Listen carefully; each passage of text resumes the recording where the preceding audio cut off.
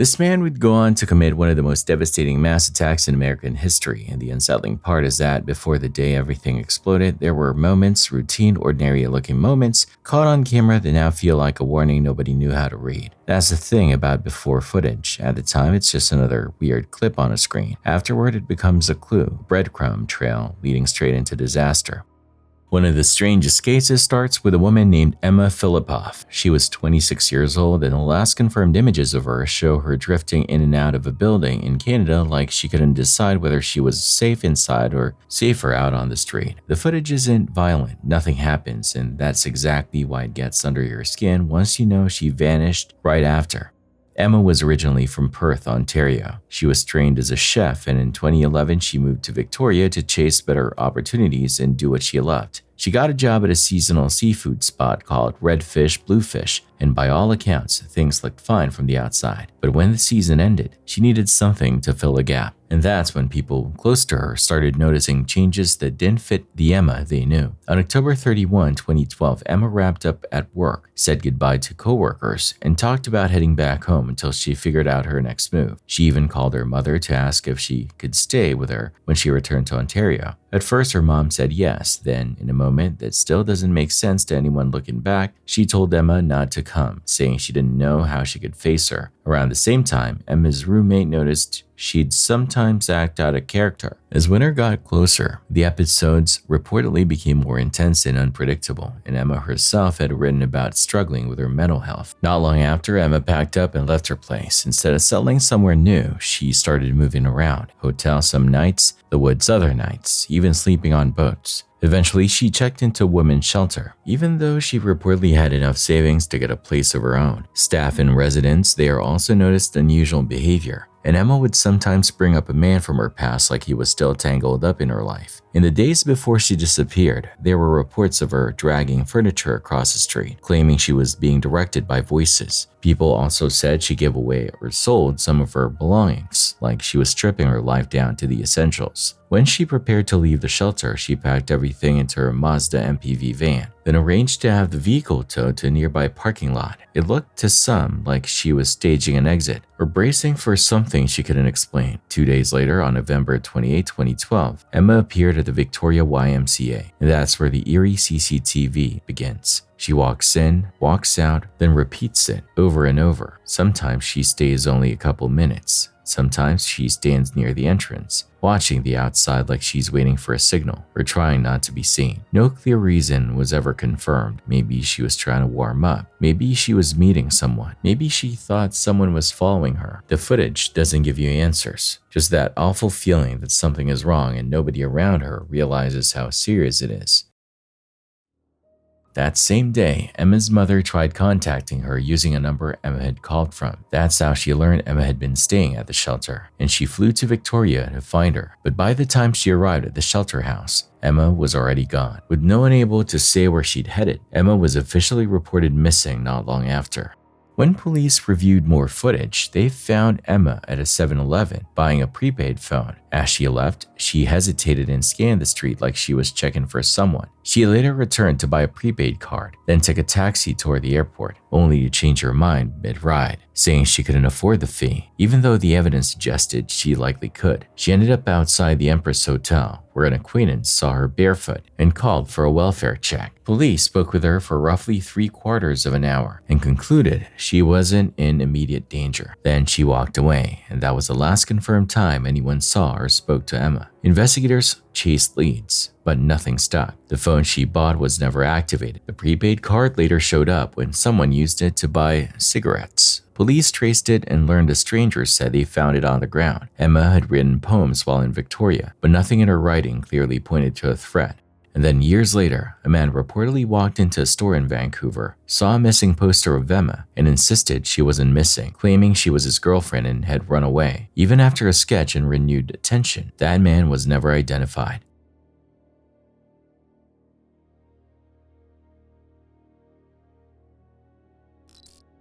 This disturbing footage comes from deep inside an underground mine, where controlled explosives are routinely used to break apart rock and expand tunnels. Most of the time, these blasts are carefully calculated, measured down to the smallest detail. But in this case, something went wrong.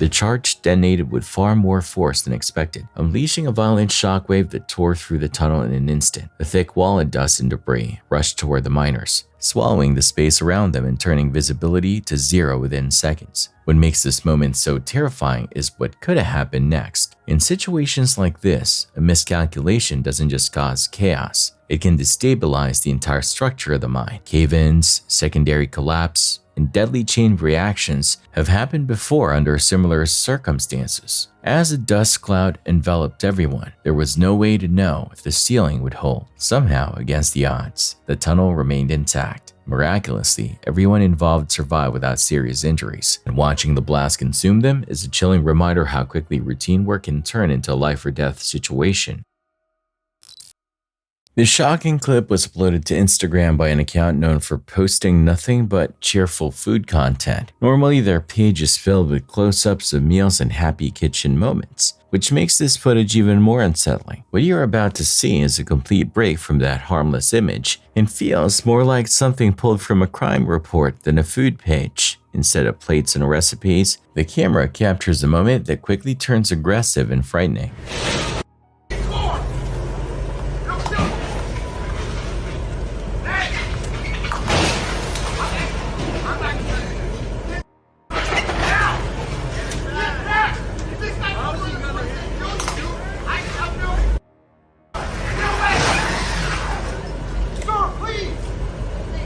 As the footage continues, the situation escalates in a way that feels almost unreal. The driver doesn't just hit the wall once. She throws the vehicle into reverse and slams into it again and then again, repeating the impact over and over.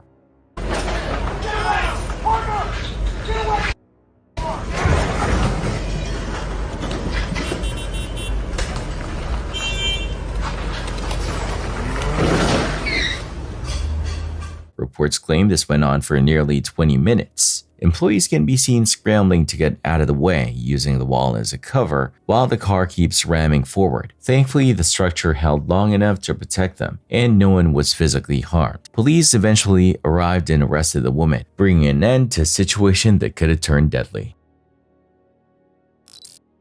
One evening, an elementary school teacher in Washington is staying late, finishing up lesson plans in a completely empty classroom. The halls are dark, the building is locked, and as far as he knows, he's the only living soul inside the school. He's hunched over his desk, focused on his work, when something in the corner of his eye makes him pause. All right, I'm just finishing up, putting up decorations for the students when they get back. I was on the smart board, setting things up. I'm taking a step back, and you guys know me. I stay late often. It's just me here and the janitor. And let me show you.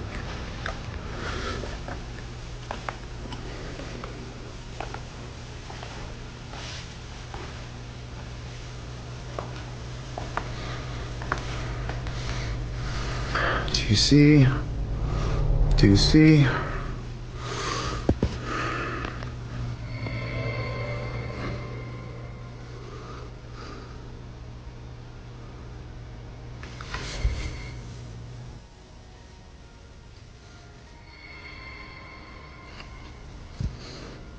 I mean, is that not a kid sitting right there?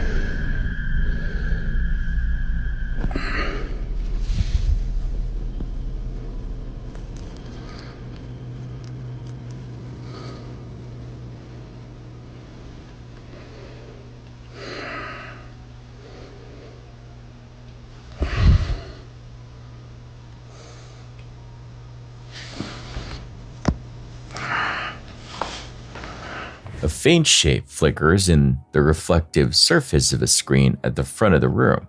When he looks closer, his blood runs cold. In the reflection, it looks like someone is seated at one of the desks. The figure appears small, roughly the size of a young student, just sitting there motionless, as if quietly watching him. Startled and confused, the teacher whips around to look directly at the desks, but the room behind him is completely empty. No chair pulled out, no footsteps, no sound of movement at all. He quickly lifts his phone, trying to capture the reflection again, but whatever was there is now gone. Later, a janitor who has worked at the school for years shares a chilling theory. He tells the teacher that he believes the mysterious figure could be the spirit of a young girl who lost her life in a tragic accident on the school grounds many years earlier. According to him, staff have occasionally heard small footsteps and soft crying in the halls long after everyone has gone home. Person who does the cleaning here, and I saw the video of the teacher has. I know that's the girl who died in an accident. What is happening?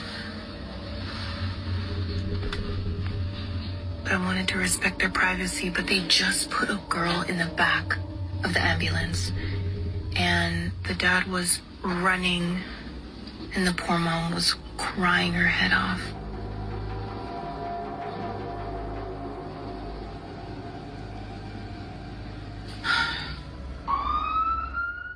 So was that eerie reflection really just a trick of the light, or was it the ghost of a young student still returning to class from the other side?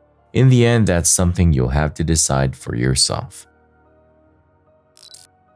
This clip features dashcam footage from a truck traveling through the municipality of Puebla, Mexico. The conditions are already dangerous. Thick fog blankets the road, reducing visibility to almost nothing. Situations like this demand complete focus and caution. Unfortunately, that's not what happens here.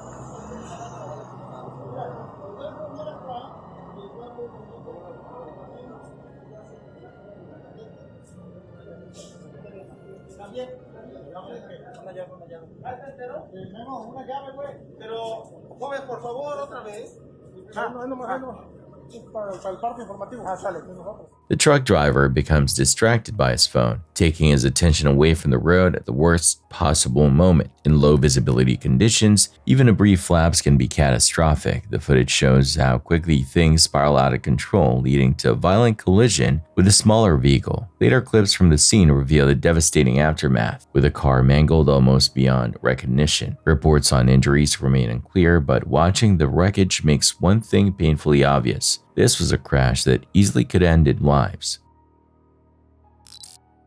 Tasha D, a TikTok creator who usually shares lighthearted everyday vlogs, began noticing something strange in her kitchen. For more than a week, she'd wake up, walk into her kitchen, and find the exact same book lying on the floor, even though she was sure she'd put it back the night before. At first, she assumed it had to be something simple, a draft, a loose shelf, maybe even a small animal. Finally, wanting answers, she set up a camera to watch the kitchen while she slept. When she later reviewed the footage, her curiosity turned into pure dread. Every single morning, these are on the floor. Every single morning. So I'm gonna hook up my computer and see if I catch anything tonight. Maybe it's just rodents, but we're gonna find out.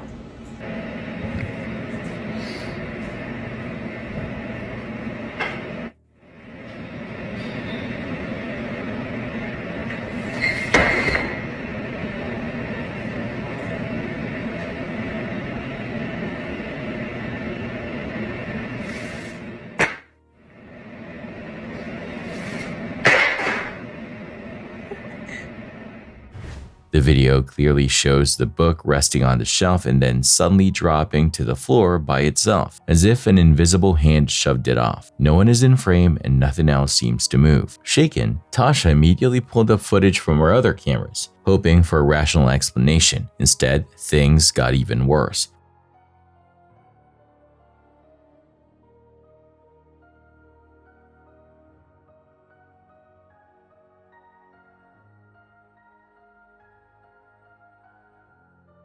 On her doorbell camera, a dark, shadowy figure appears to be sitting in a chair just outside her front door, as if it had been waiting there in the night. Its outline is human, but there are no clear features, just a dense patch of darkness that doesn't quite look natural. That was the moment Tasha realized something was very wrong inside her home, and she began documenting everything that had happened next. Why are you running?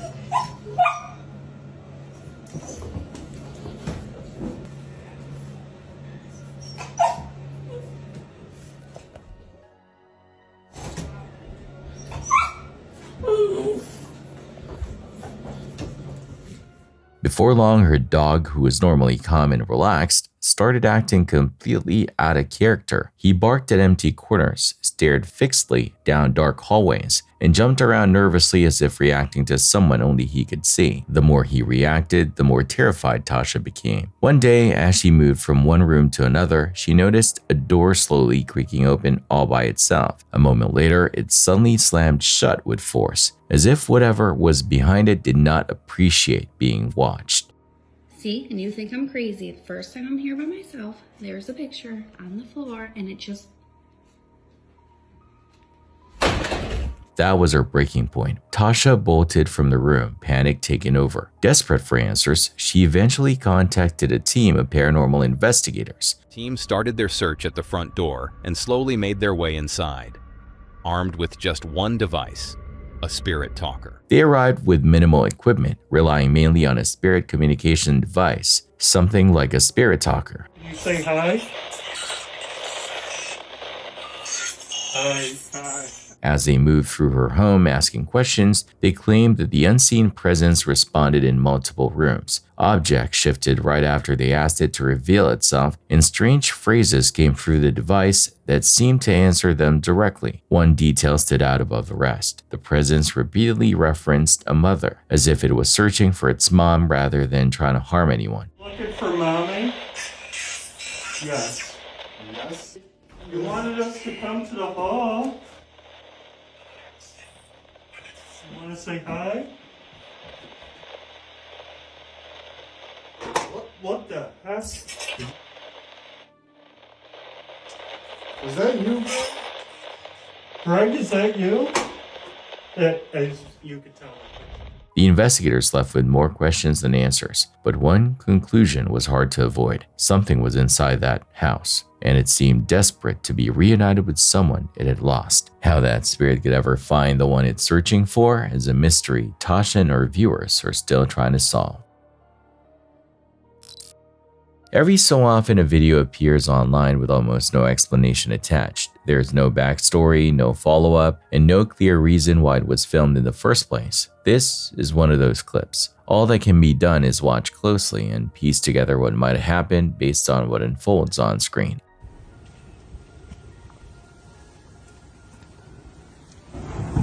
Oh, it's on fire, it's on fire. Oh, that's not good. That is not good. What's gonna happen here? Oh, that's oh. Oh. Get the water, get the water, get the water. Okay, we're getting the water. Oh. Oh. Everything's on fire. In this case, a group of people are gathered around a fire in their backyard. At first it looks harmless, maybe even casual, but then someone decides to pour gasoline onto the flames. As you'd expect, the situation immediately spirals out of control. The entire container catches fire, turning into a rolling hazard. Instead of backing away, one man does the unthinkable and tries to kick the burning can. The result is instant chaos. Flames flare, panic sets in, and the outcome could have been far worse. Somehow, the fire doesn't spread beyond control, and no one is seriously hurt, but watching it unfold is nerve-wracking from start to finish. Rosanna, a woman living in France, is convinced that something dark has taken up residence in her apartment. She insists this isn't just a typical ghost story about creaking floors and flickering lights. According to her, whatever lives there has made itself known again and again, and each new encounter feels more threatening than the last. One night while she was alone, Rosanna began hearing strange noises coming from her children's playroom. Soft taps, the faint sound of plastic scraping against wood, and the unmistakable rattle of toys moving when no one was in there. Nervous but determined to document what was happening, she grabbed her camera and headed toward the room.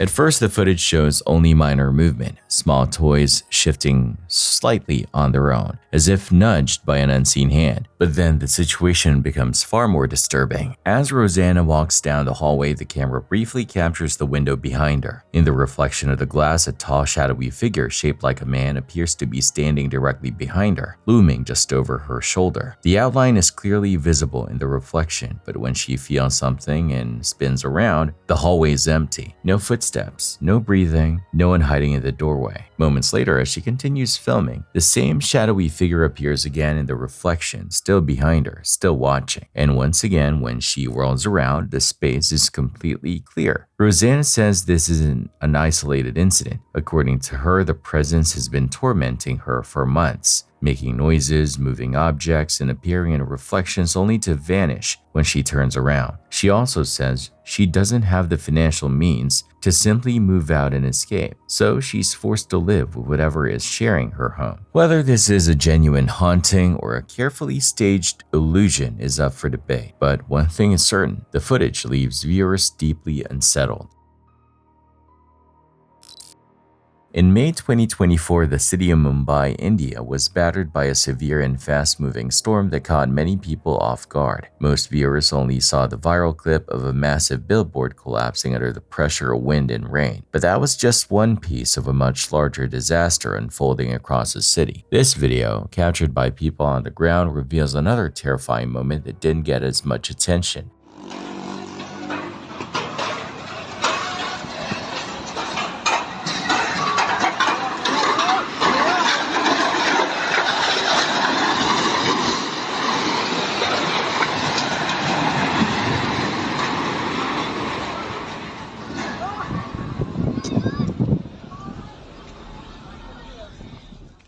As the storm intensified, powerful gusts tore through densely populated areas, turning everyday structures into deadly hazards. Debris flew through the air, visibility dropped to almost nothing, and people could be heard reacting in panic as the situation spiraled out of control. The footage shows just how vulnerable crowded urban environments can become during extreme weather. What looks like an ordinary street one moment transforms into a dangerous zone the next, leaving little time to react or escape. Melissa Teixeira had seen countless customers during her years working behind a bank counter, each one with their own habits, moods, and little quirks. But the man who stepped into Heritage Oaks Bank that day felt different from the moment he appeared in the doorway. He moved with the slow, careful gait of someone advanced in age, leaning slightly forward, each step deliberate. To anyone passing by, he looked like a fragile elderly man, maybe someone coming in to withdraw pension money or ask a simple question. But Melissa sensed it immediately. Something about him didn't sit right. He approached the counter with a worn leather case clutched tightly in his wrinkled-looking hand. Melissa instinctively leaned forward, expecting he might need help filling out a form or locating an account. But that hopeful thought evaporated as soon as he opened the case and pulled out a handgun. Without raising his voice or showing the slightest tremor, he slid a note across the counter, not to Melissa, but to the teller beside her. The message was short, cold, and terrifying. "Give me $50,000 or I will murder you." Melissa saw the breath catch in her co-worker's throat. The other teller's hands moved to the drawer slowly, trembling so hard they nearly missed the handle. Melissa's instinct was to hit the alarm hidden beneath her station, but her eyes flicked to the gun and the icy warning written in neat block letters. One wrong move could mean someone wouldn't walk out of the bank alive. She stayed frozen, pulse racing, trying to think but unable to risk anything. The man's movements were strange, not rushed, not shaky, not panicked. They were purposeful, practiced. He demanded money from both cash drawers and sternly warned them not to include die packs. "If you do, I'll come back for you," he muttered, his tone so even it made the threat even more chilling. As Melissa emptied her drawer, she glanced up and finally noticed something she couldn't ignore. His skin looked too perfect, too smooth, not at all like the weathered wrinkles of someone his apparent age. Then she saw it, a tiny circular hole in the center of his ear, a seam in the disguise. It wasn't real skin, it wasn't even close. A cold rush of dread washed through her chest. Whoever he wasn't an old man, he wasn't frail, and knowing he was hiding behind a mask made him infinitely more unpredictable and dangerous.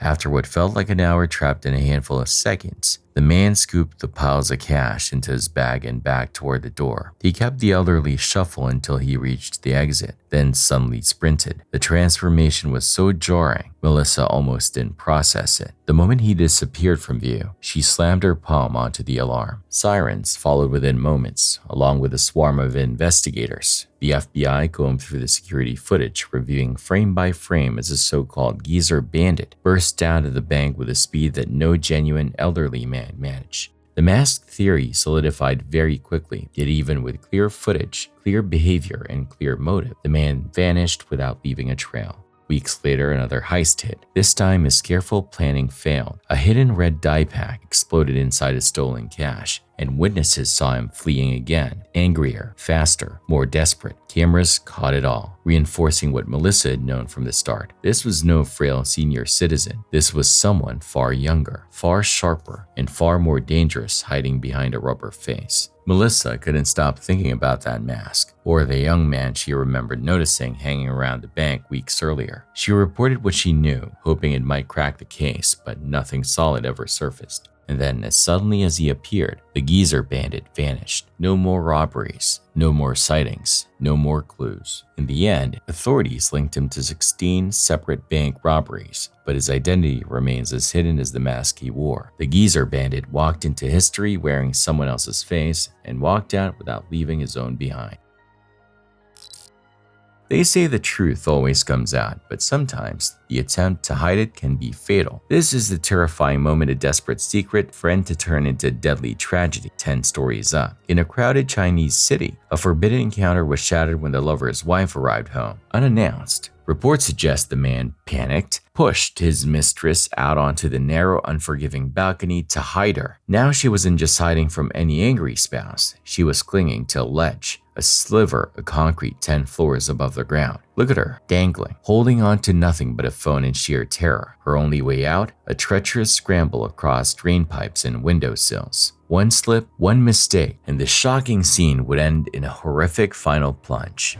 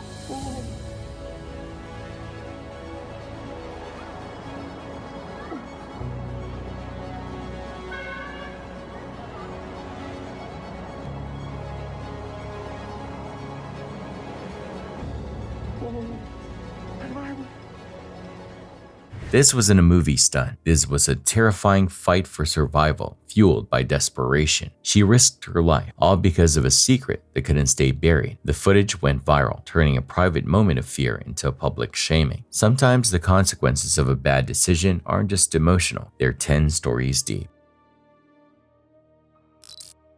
Natalie, who lives in the UK with her family, believes her home has been disturbed by something they can't see. The house is older, and they had recently started renovation work, tearing out walls, updating rooms, and changing parts of the structure that had been untouched for years. Shortly after the construction began, strange events started to occur. Doors would creak open on their own, objects seemed to move slightly from where they'd been left, and an uneasy feeling settled over the house, especially at night. Natalie began to suspect that all the hammering and drilling might have awakened something that had been dormant for a long time. One night, while her young son was asleep, security cameras in his room captured something terrifying.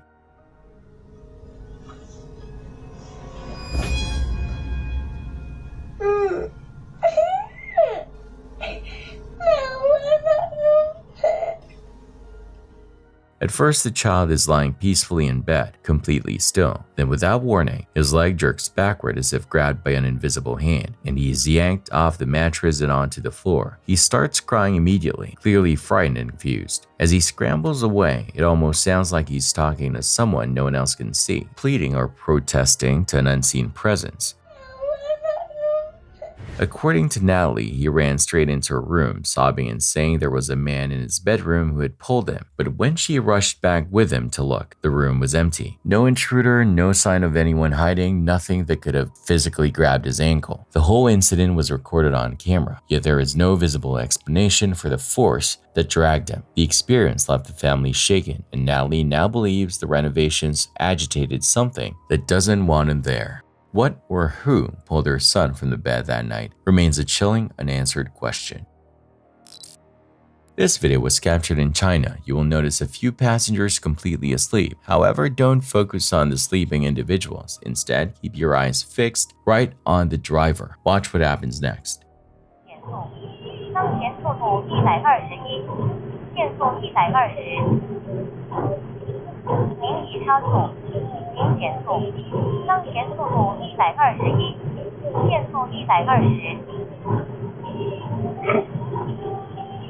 您已超速，请减速。当前速度121，限速120。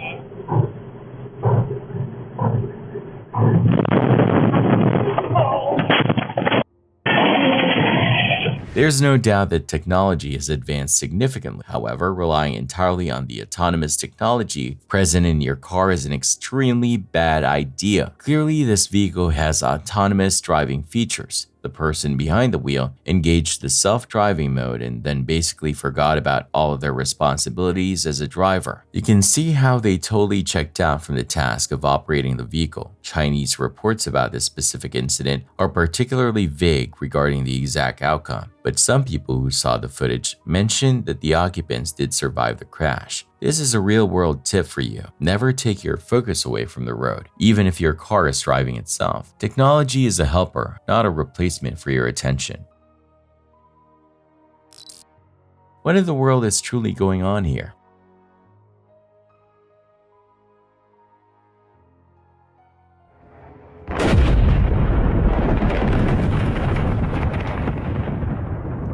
Look, it's completely clear by now that different places around the world operate with different safety standards. And yes, although this whole sequence was obviously planned out and prepared for, I truly cannot help but feel there must have been better, safer ways to execute this action. It's a huge industrial setup for what looks like a simple demolition. Why take such a risk? You have to wonder about the engineering thought process behind this entire plan. The sheer amount of effort involved makes you think about how they justify this method over a safer, more controlled way to tear down the structure. Sometimes, the easiest way is not the best way. You see the sparks in the chaos, but what if something goes wrong? The risk seems far too high for this type of operation.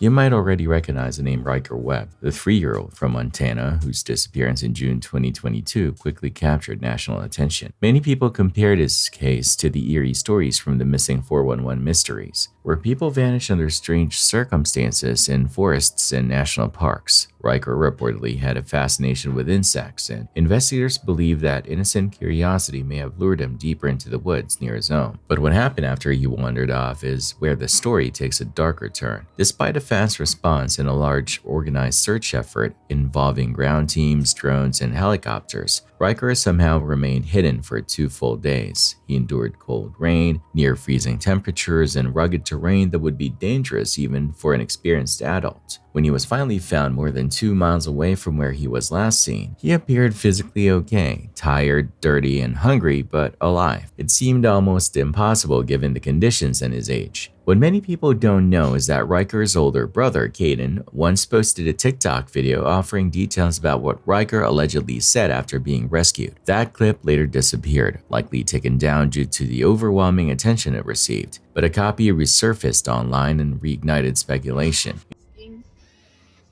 About what happened? Riker, do you remember when you got lost? What do you see? I see a house. A house? In the woods? Yeah. So I can live and then I can live in... Someone lived in the house? Yeah. I'm sorry that happened to you, bro. That was scary. You okay though now? In the video, Caden talks about comments his younger brother supposedly made about his time alone in the forest, comments that left viewers uneasy and questioning if he was really alone out there the whole time. It's important to remember that Riker was just 4 years old when that video was recorded, so his memories could be fragmented or mixed with imagination. Still, the known facts are already chilling. Riker had apparently taken shelter in an old outdoor shed on someone's property, a stroke of luck that almost certainly saved him from hypothermia. That region of Montana is home to grizzly bears, coyotes, bobcats, mountain lions, and other predators. The odds of such a small child surviving multiple nights without being harmed by wildlife or the elements are extremely low. Some locals say that Riker seemed different after he came home, a little quieter, as if something had changed inside him. Others whisper their own theories, that maybe something or someone led him safely into that shed and later guided him back toward rescuers. Caden's original on TikTok may be gone, but people still hope he'll speak publicly again one day and share more of what Riker said. Until then, the full truth about what happened during those missing hours remains a haunting mystery. This CCTV footage was recorded on November 15, 2022 in Bulacan Province in the Philippines. At first glance, it looks like a normal workday. Several workers are repairing a storefront sign along a busy roadside, focused on their task and completely unaware of what's about to happen behind them. Nothing about the scene suggests danger. Coming truck that also fails to notice him. What happens next is pure instinct. The worker who accidentally caused the fall rushes forward without hesitation, placing himself in danger to pull the man away from the truck's path. Somehow, both men avoid serious harm. It's a terrifying reminder how quickly accidents can escalate and how one selfless reaction can prevent tragedy. On August 3, 2023, the island of Koh Phangan in Thailand was still winding down from its famous full moon party. Locals were cleaning up the last of the mess when someone noticed something left behind, an odd package that didn't belong. At first, it looked like it could have been animal remains, but the smell, the flies, and what was actually inside made it clear this wasn't a random, gruesome curiosity. Police were called, and they confirmed the unthinkable. The contents were human. Then it got worse. Similar bags started turning up in other parts of the island. Not one or two, 14. As investigators realized the remains likely belonged to a single victim, the case turned into a nightmare puzzle scattered across a tourist paradise. DNA testing identified the victim as Edwin Arrieta Arteaga, a Colombian surgeon known for cosmetic procedures and a public presence online. And once his name surfaced, another name quickly followed, Daniel Sancho, a Spanish chef with famous parents and a comfortable life in the spotlight. According to investigators, the two had connected online, and their relationship appeared to intensify over time, with messages, secrecy, and plans that pulled Edwin farther from home and deeper into something he may not have fully understood. Edwin traveled to Thailand, believing he was meeting someone he trusted. Daniel arrived first, and surveillance later captured them together. Two men moving through ordinary places, doing ordinary things, but the normalcy is what makes the footage so disturbing in hindsight. Investigators say it may have been the last calm moment before everything collapsed. When Edwin's family couldn't reach him, suspicion grew fast. His sister reportedly contacted Daniel, urging him to report Edwin missing. When Daniel appeared at a police station, officers noticed injuries on his hands. With the discovery of the remains already underway, the situation escalated immediately. Police searched areas linked to the two men, and forensic evidence reportedly led investigators to conclude Edwin had been killed and that efforts had been made to hide what happened. Daniel denied responsibility at first and offered a version of events that authorities challenged with physical evidence and surveillance findings. Investigators later obtained footage they said showed him purchasing items that suggested planning, not panic. Prosecutors argue the killing was premeditated, and the case drew global attention for both its brutality and how quickly the digital trail unraveled. Daniel was charged in connection with the murder and the attempted concealment of the crime. Later court proceedings included admissions of guilt, and he ultimately received a life sentence after an initial death sentence was reportedly reduced under Thailand's legal process. Anthony turned to TikTok after a series of unnerving incidents inside his home left him rattled. For some time, he had been hearing loud, sudden banging noises coming from the direction of his garage, thuds that seemed too heavy to be something as simple as pipes or shifting wood. Every time he went to investigate, he found nothing that could explain the sounds. Then one early morning, while he was quietly making himself a cup of coffee, the peace was shattered by another violent bang from the garage. Okay, I just heard a loud-ass banging in the garage while I was pouring my coffee. What the fuck? Please do not be something weird. I cannot take this shit anymore.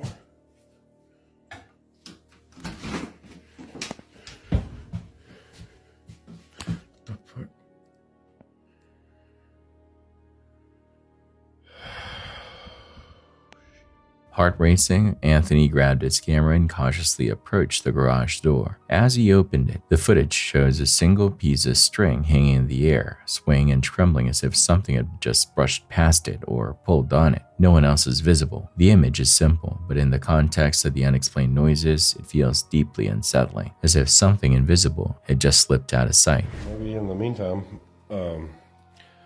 I will tell you all about my book, which is the reason that... What? The next day, Anthony set up his camera again, hoping to capture more evidence or finally find a logical cause. Once more, the silence of the house was broken by a sudden, powerful bang from above the garage, this time even louder, like something slammed hard on the roof. The noise doesn't just interrupt the quiet, it seems to shake it apart. Frightened, Anthony rushed outside, putting distance between himself and the building, and briefly hid, trying to decide what to do next. But the banging continued, echoing through the structure as if whatever was causing it wanted his attention and wasn't going to stop. Realizing he couldn't avoid it forever, Anthony forced himself to go back. He approached the side of the garage and climbed a ladder to inspect the roof. As his hand brushed against the edge, the banging suddenly stopped, plunging everything into an eerie stillness. The silence was almost worse than the noise. There was no obvious damage, no animals scurrying away, nothing that would explain what he had just heard.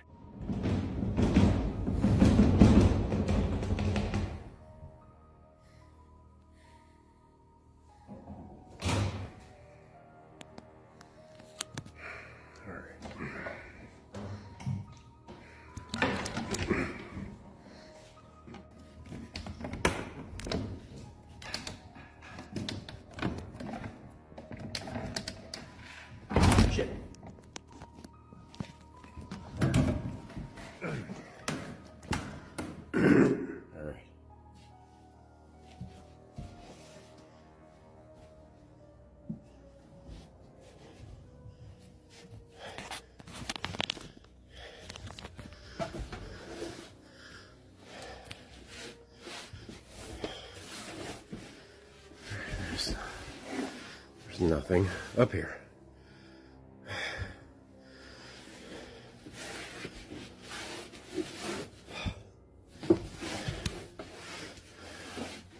There's nothing up here. Told you. Alrighty. Well, I thought I had the bright idea to shine a flashlight up in there since my phone light wouldn't reach very far. But I got up in there and realized there is a light bulb. So I'm going to show you what I found. If I can make it up here. Determined to get to the bottom of it, he returned later with a bright flashlight and climbed back up. This time, he discovered something he hadn't expected at all. A large black box sitting on the rooftop as if it had been placed there deliberately. It looked out of place and ominous, as though it had been waiting for someone to find it.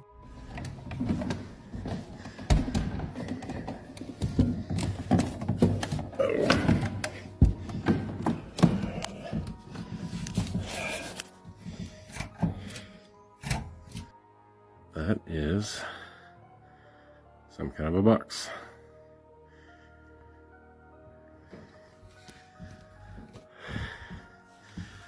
And I'm too scared to go get it.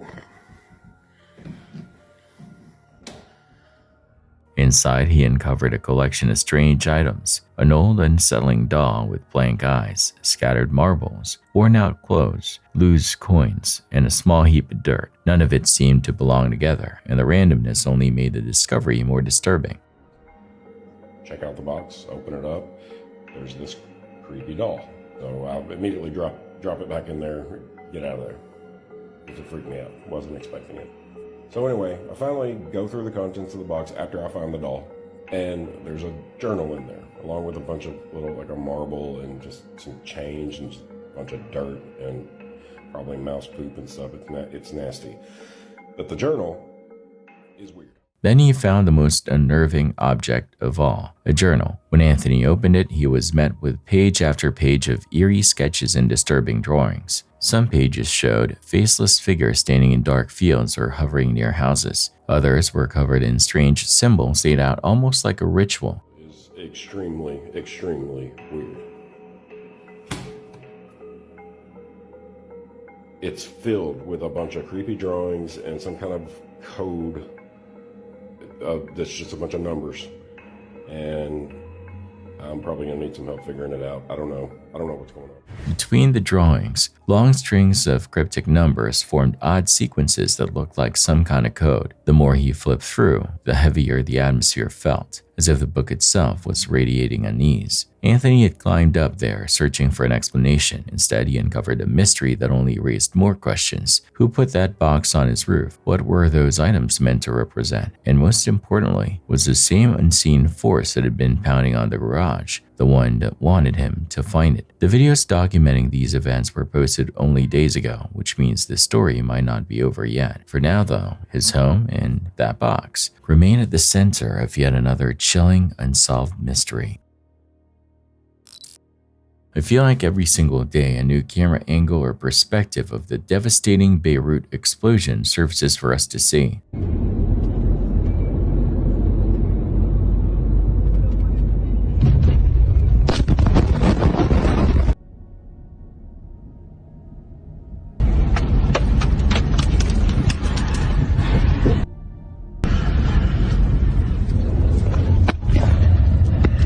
If you stop and think about the size of the incident, it is actually quite understandable. That was an incredibly major incident that completely rocked the city back in 2020. The raw power shown in this footage is a frightening reminder of the destruction. Just watch the shockwave tear through the air. Every new angle reminds you how many lives were affected and how quickly disaster struck the unsuspecting city. You can see the scale of the damage across the port area and the surrounding buildings. What can you do to prepare for the unexpected in your own life? The entire city was changed forever in just a few seconds. It starts out like the kind of night you'd never think twice about. A small family crowding into a living room, smiling, joking, taking turns getting the camera angle right. The birthday song kicks off, everyone joins in. For a minute, it's just warmth. The birthday girl, Brookie Diaz, later said this moment still clings to her like smoke, because what happened next felt way too personal to brush off as a fluke. Happy birthday, dear Brookie. Happy birthday to you. Make a wish. Make a wish. Make a wish. And many more. Right. Woo! Almost. Whoa. All right, Jackie. I'm taking for Oh, for God. I don't want to know. I don't want to know the details. All right, here, honey. The girl's got to have a present. This is from me. Yeah. Did you know?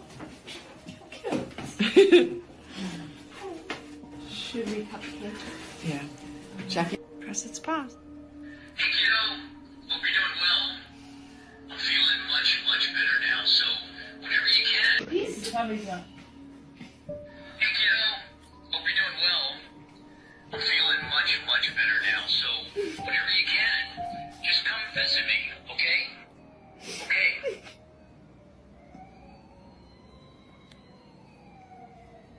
Shut up. No way.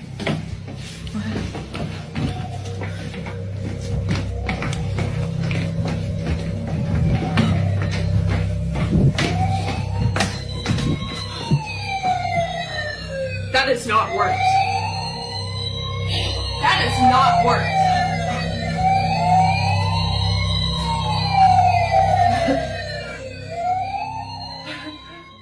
The family decides to play something special, a voicemail from Brookie's late father. His voice fills the room and you can feel the mood shift, still loving, but heavier, like everyone is holding their breath. And then in the corner, a collectible toy fire truck suddenly powers on all by itself. Lights flash, the siren blares, the kind of sound that's playful when you expect it, and bone cold when you don't. Brookie says it hadn't made a sound in months, and the timing hit them like a punch. That fire truck wasn't just a random toy to them, it was one of her dad's treasured keepsakes. In that moment, it didn't feel like electronics being weird, it felt like a response. About a week later, Brookie records again, this time alone in bed, like she's trying to prove to herself she didn't imagine the first thing. The room is quiet, the kind of quiet that makes every tiny creak sound louder.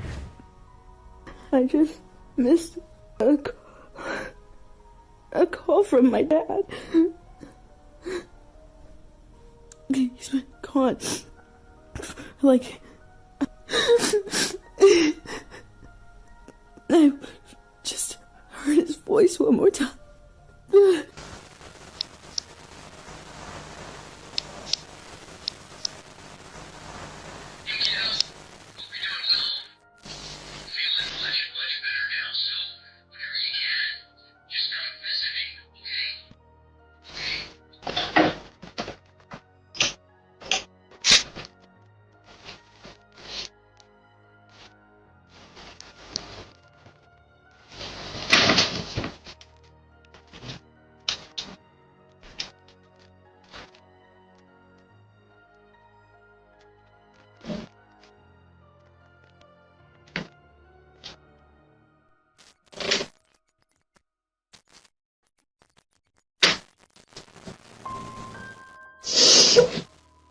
She aims the camera toward a teddy bear, a kind that plays a recorded message when you squeeze it, and then it speaks. Clear as day, it's her father's voice again. So clean and sudden makes your stomach drop. Brookie says the timing was, once again, too perfect, like something was leaning in close, saying, "I'm still here, I'm still watching." But then she captures a third clip, and the tone changes completely.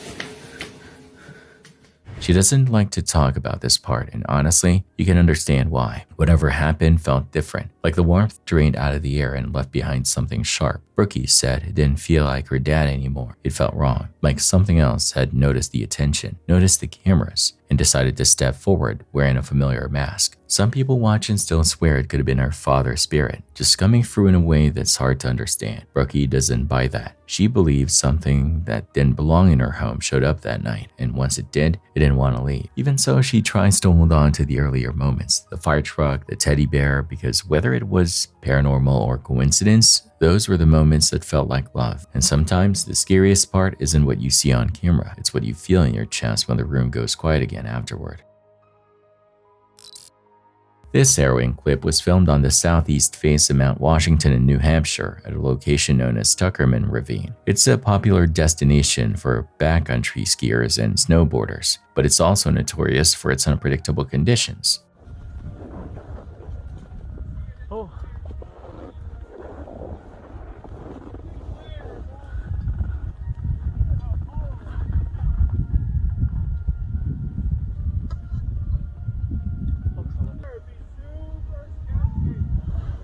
See? Yeah. See? Yeah. An avalanche. Oh my god. Yep, he's in it. He's gonna hit the rock. I hope not. Yep, you're right. He came through. You see him? Yeah, I think I got him. In the video, a snowboarder and a skier descend the mountain together. Without warning, an avalanche breaks loose. The skier manages to stay above it, but the snowboarder isn't as fortunate. He's swept up and carried downhill, slammed toward exposed rocks below. Against all odds, he ends up only partially buried and is somehow able to dig himself out without assistance. It's unclear what injuries he suffered, but the fact that he survived it all is nothing short of incredible.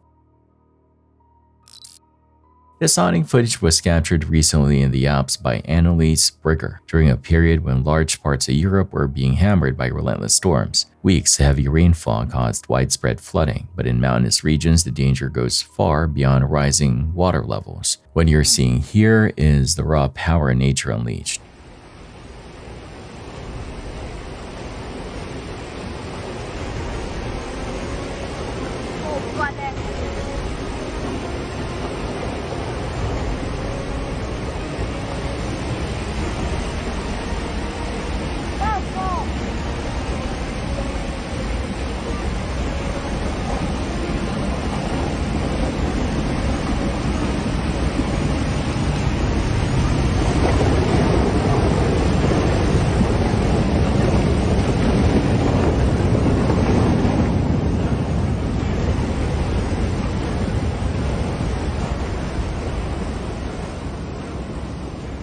The violent surge rushing down the mountainside is known as a debris flow, triggered by intense storms, floodwaters mixed with mud, loose earth, and massive boulders, creating a fast-moving wall of destruction. According to analysts, these flows are among the most dangerous natural threats in mountainous terrain. Watching enormous rocks glide effortlessly downhill, carried by mud and water, is deeply unsettling. The speed and force leave no room for escape, making it clear how deadly these events can be for anyone caught in their path.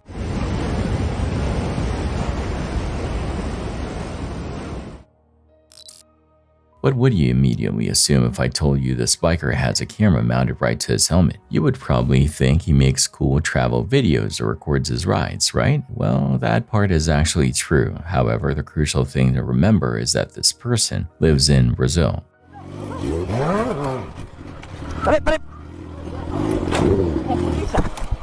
Não sou polícia, eu não sou polícia, eu não sou polícia.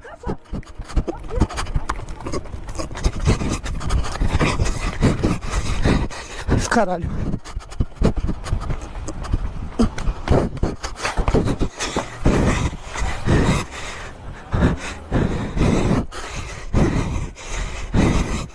Caralho.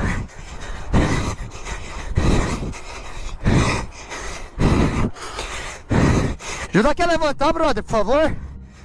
Tentaram me levar.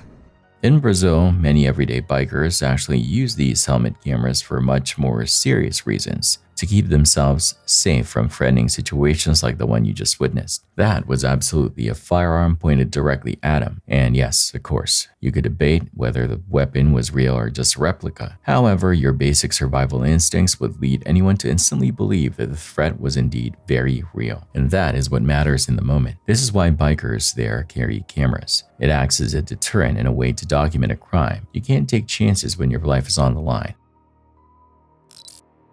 This next clip didn't come from a ghost hunter or a paranormal page, or someone chasing viral scares. It was sent in by John Robinson, better known online as streamer J-Rob. His channel is usually the definition of normal: late night sports talk, debates, friends joking around, nothing more intense than arguing about a bad call or a favorite player. That's what makes what happens here hit harder. They're deep in conversation, relaxed, not even thinking about what's behind them.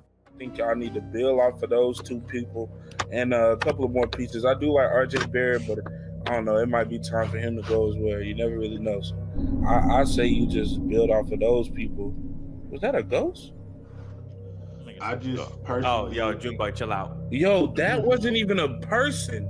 Junebug, chill out. I ain't got time for this. Yo, did we catch a ghost on stream? Bro, stop. No, stop it. Stop it. Junebug, chill out. I'm alone. Hey, I didn't see it. I didn't see anything, man. I was looking at it. I will turn on the lights. Stop playing, bro. I'm looking at it right now. I'm gonna go look at it right now because what?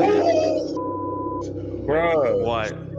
What? Junebug, what happened? That was not a person, bro. Bro, chill out. What are y'all talking about? J-Rob, stop playing. Hey, y'all chill out, man. Hold up, man. I ain't with this. Bro, go watch it for yourself. Run it back. Somebody watch. Run back the clip, please. Somebody run back this clip. Oh, bro. Somebody clip that. Run it back at 5 minutes. John's friend Chris is on camera, sitting there like any other night, and then out of nowhere, a dark figure passes behind Chris. Not a blur across the lens, not a shadow from a screen, a shape, then moves like a person walking through the room. Chris reacts instantly. You can see it in his posture. His whole body tightens. He snaps his head around, flips on a light, and tries to laugh it off like it's nothing. But his voice doesn't match the joke. He's shaken in that way people get when they're trying to pretend they're fine, but their instincts are screaming. They the dope up, bro. Like, yo, what the hell, bro? What the f was that? I ain't even smoking. I'm not playing no. Yo, J-Rob, I'm smoking on that. Hold on. Wait, Chris, you saw it? Did I see it, bro? Yo, what the f was bro, that? And then Chris looked both ways like he felt his energy, like, bro. Hey, Chris. I felt like a cold chill, but honestly, bro. Oh my god. Chris, you might want to go out there. I haven't looked at it yet. I'm gonna look at it all after the fact. I ain't looked at it yet. But context, yo, I don't know what the hell happened, but apparently, like something just like walked past me. Oh my god! I feel like it chilled, and then like all of a sudden, these J-Vob, Junebug, they start wilding out. I'm just like, yo, like, what the hell is happening? Like, yo, like, a ghost just went past you. A ghost? There's something just went past you. Yo, Jay, I'm about to look at the video right now. Hold on. I'm not. I've never seen anything like this in my life. Like, I'm not gonna lie, fellas. Like, I can't even. I'm so distracted. I'm so distracted right now, bro. Like, I can't even answer your question because I cannot believe what I saw.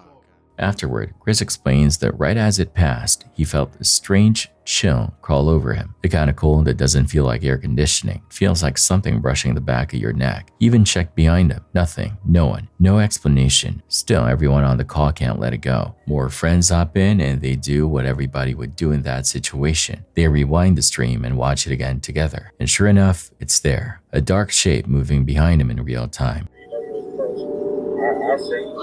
Oh, what's that? What the hell was that?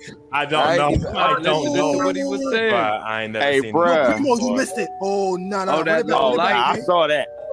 I saw that. I felt, bro. I saw that. I saw that.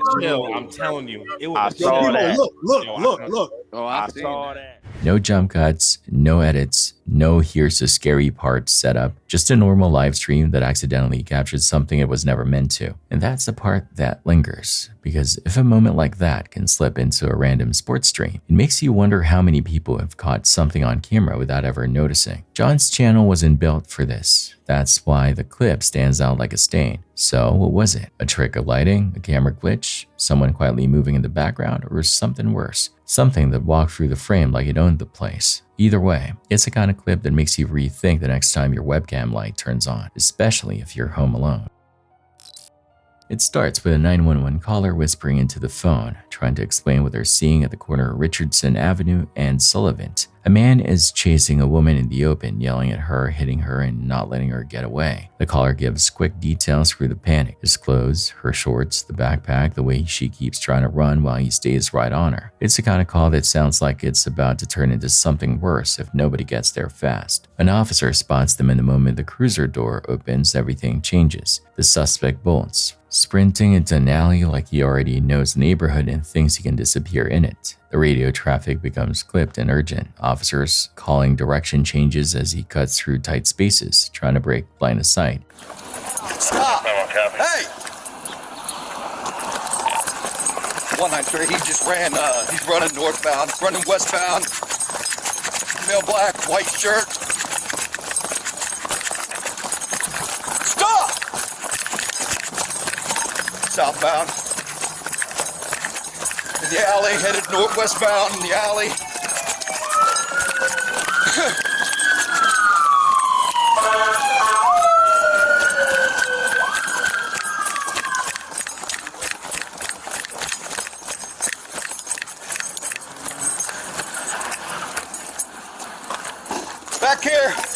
Back here.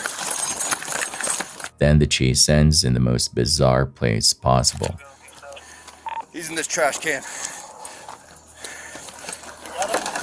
Get out! Get out! Oh, okay! Oh, get on your face! I'm done! Get on your face! Yes, sir! Yes, sir! Yes, sir, you got him. You got him? Get out! Get out! Get the out! Okay! Okay! Oh, get on your face! I'm done! Get on your face! Yes, sir! Yes, sir!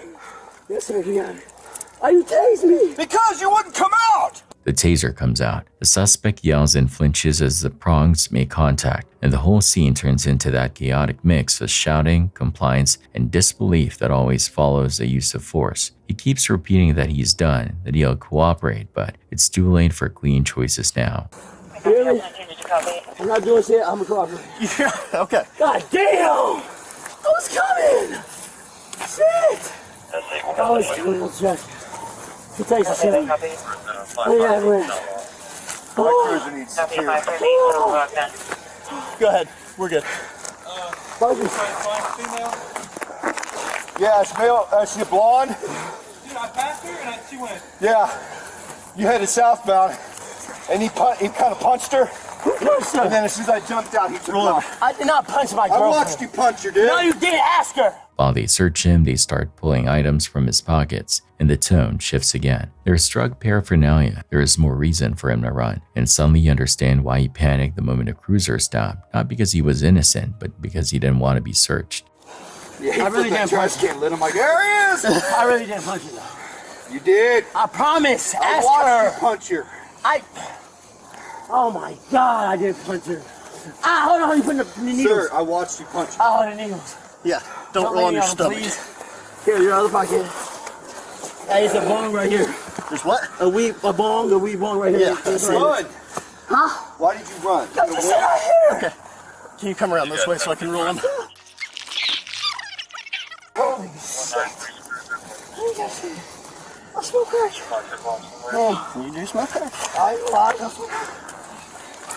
You run because of a bone? Why the f***? That was dumb as f***. Yeah. Not great. Okay, you good? I swear to God, I'm recovering. I promise. All right. Stay right here, okay? I got you.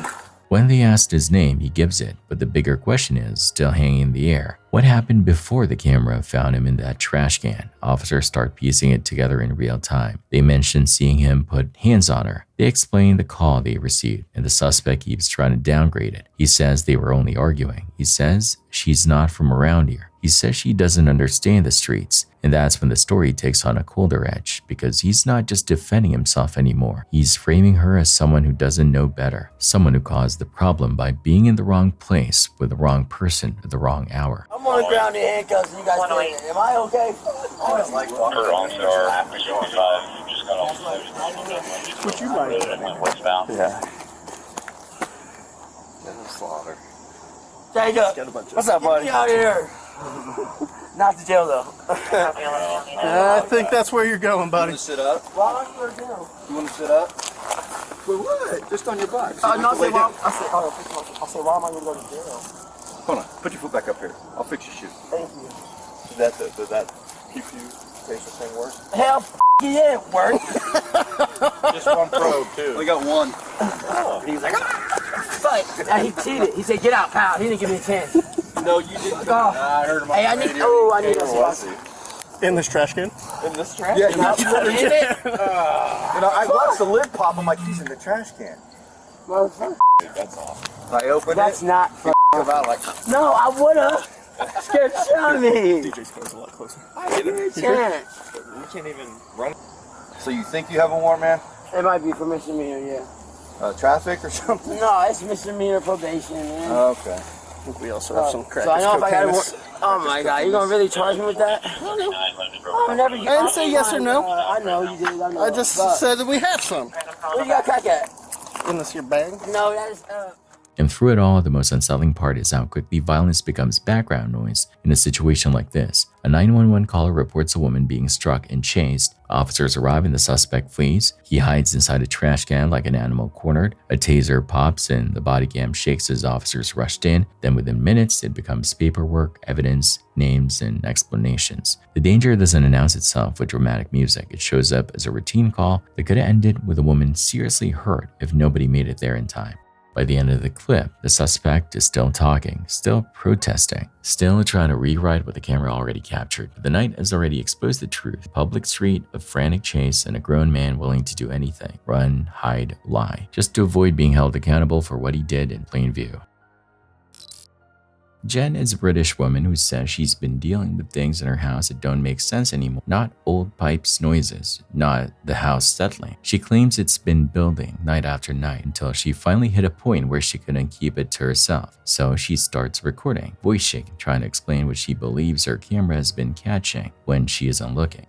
This has to be the most terrifying thing I've ever seen or caught on my phone.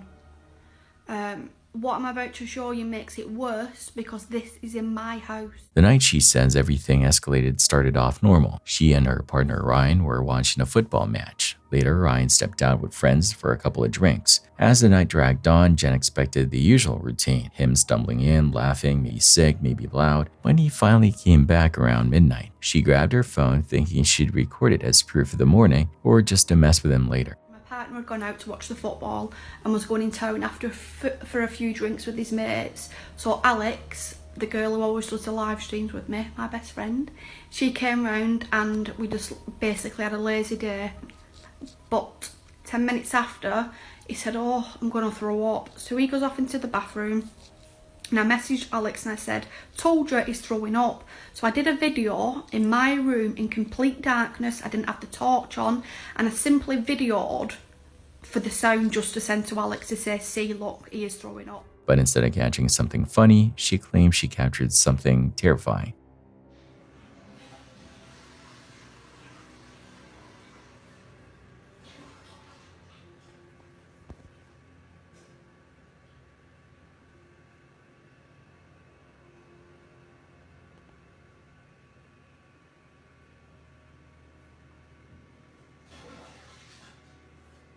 You alright, love?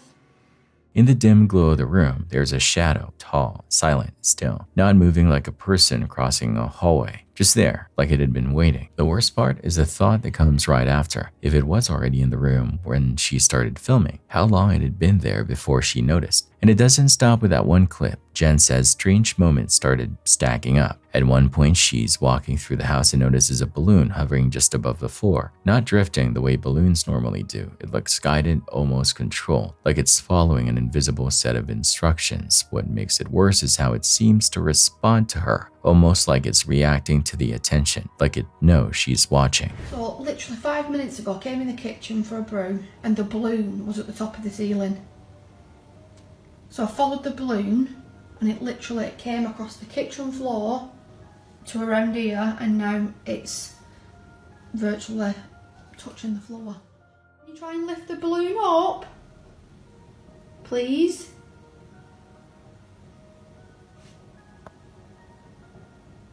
No.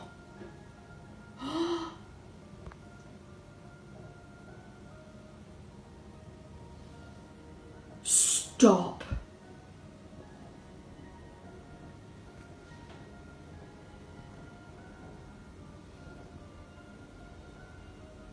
Oh my god. Like, I've just got the biggest goosebumps ever. Later, she's sitting on the couch with the TV on, trying to calm down, trying to convince herself she's overthinking everything. And then she hears it. Footsteps on the stairs. Up and down, steady, deliberate. The kind of sound you recognize immediately because it has weight to it. The horrifying detail is simple. No one else is home. Jen does what a lot of people do when fear and curiosity collide. She starts filming again, creeping toward the stairs, hoping the camera catches something her eyes can't confirm.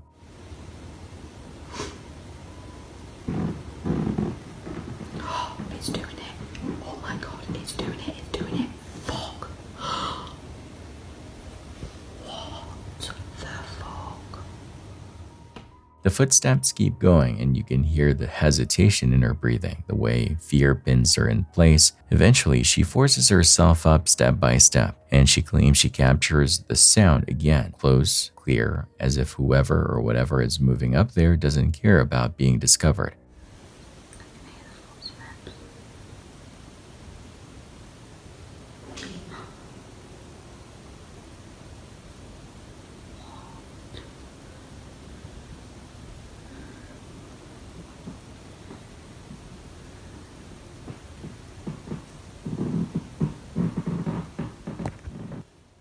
That's why she posts it, not because she wants attention, but because she wants someone to tell her she's not losing it. And now the question sits with the viewer. Is Jen dealing with something paranormal inside her home, or is there a real-world explanation hiding in the shadows that she hasn't considered yet? Either answer is unsettling for different reasons. The following video is from Azerbaijan. It reportedly surfaced just yesterday as of the time I'm discussing this footage with you. What this clip shows is truly unbelievable and shocking.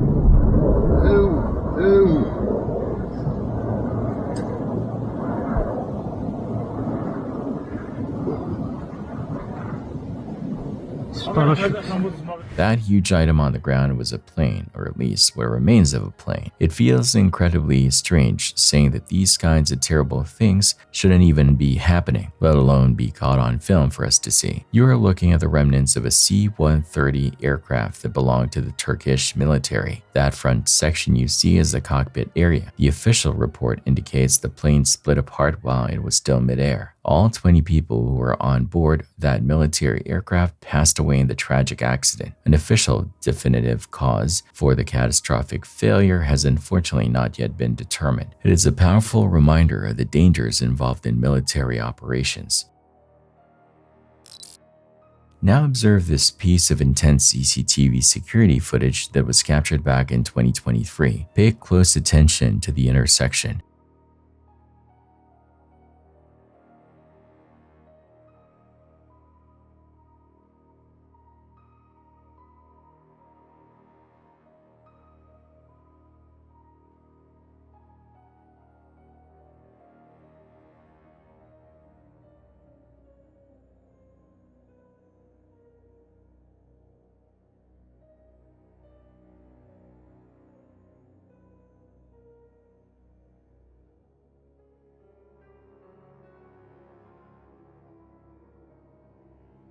This event was the devastating San Pedro de la Paz train crash that occurred in 2023. It happened on the 1st of September. A commuter train operated by Biotrin violently collided with a public transit minibus at a crossing. This massive and unavoidable crash tragically led to the death of 7 people. You may have quickly figured out that this was not a minor incident. The force of the impact was tremendous. This footage shows you the immediate shock of the collision. There is also one more angle of the crash that clearly demonstrates the chaos. That second angle was captured from inside the bus itself. It's pretty shocking to see the event from that direct perspective. Frankly, I have not seen anything quite like this type of violent collision before. It's a stark reminder why safety standards at rail crossings are so critical. You must always look both ways and never assume the track is clear. The consequences of ignoring warning lights are severe.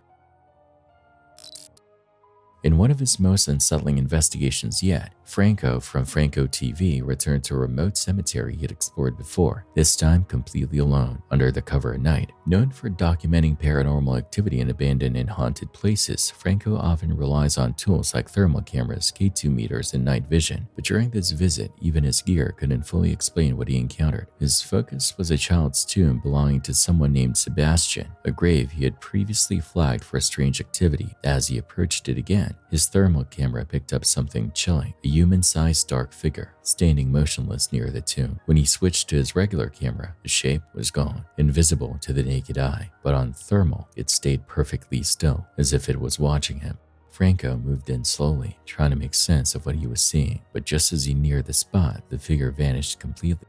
Unsure whether it had been a person, an animal, or something else entirely, he pressed on, continuing his exploration through the silent, shadowed cemetery. Buckle up, things are about to get intense. What the fuck is that?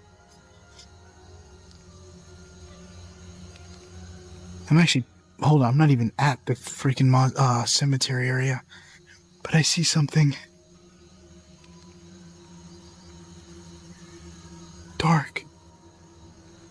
Look at that. That's right next to the tomb of, what's his name? I keep wanting to say Ricardo, but, Sebastian. That's Sebastian's tomb. What the fuck is that?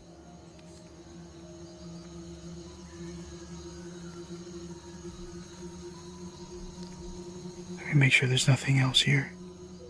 Hold on, I'm gonna switch to my regular camera, seeing what I could see. Give me 1 second. Right now I switched over to my regular camera, and this is where I see something dark just standing right in front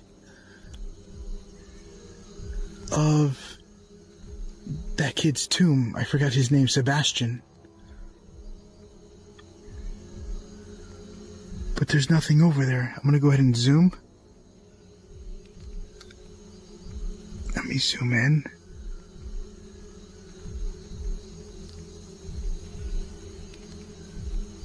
There's nothing there. Then, from deep within the shadows, Franco began to hear moaning, low, drawn out, and undeniably human. It wasn't the wind, and it didn't resemble any animal call, yet no one was there. He swept the area with both his night vision and thermal camera, picking up strange flickers and capturing unsettling, unexplained audio. Following the direction of the sound, he spotted what looked like a plant crouched in the darkness, but as he stared, uncertainty set in its shape, its position. It looked too much like a figure. Heart pounding, he edged closer, only to find it was just a plant. Still, it sat in the exact spot where the moaning had come from. That alone was enough to spike his anxiety even more. And there's nothing there. Oh, that was creepy. I just heard a yell just now, or a moaning. I just heard it from over there on that side.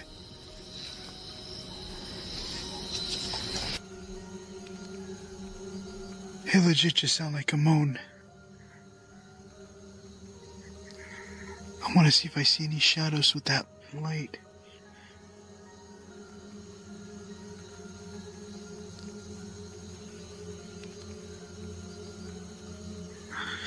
Turning on my IR. There we go.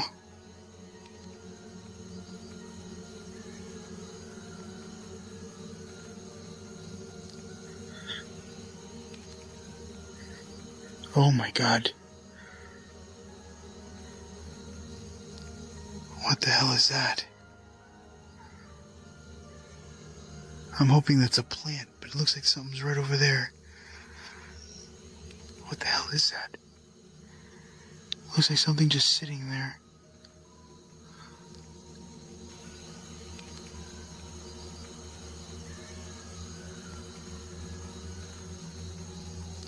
Oh, that's creepy. I think it's a plant. But this is literally where I just heard the moaning coming from.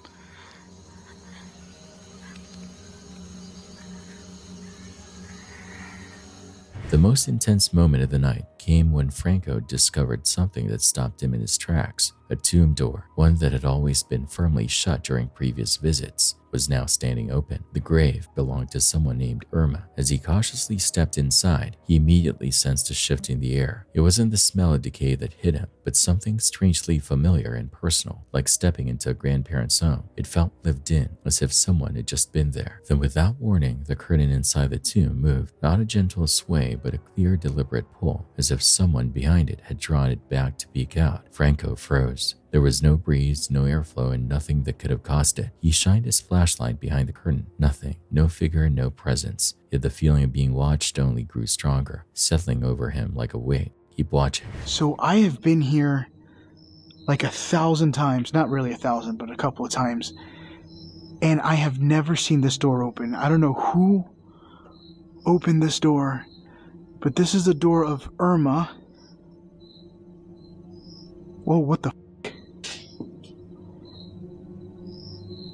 This shit just opened. I mean, the curtain just moved.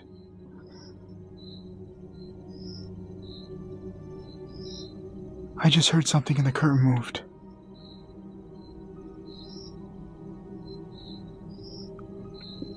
Holy shit.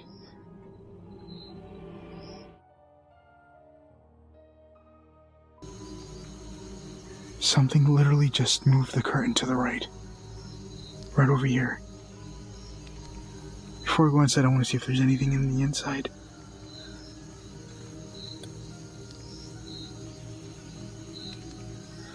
Oh my God, that is creepy. I swear to God, this whole curtain moved. I don't know what the f*** moved it.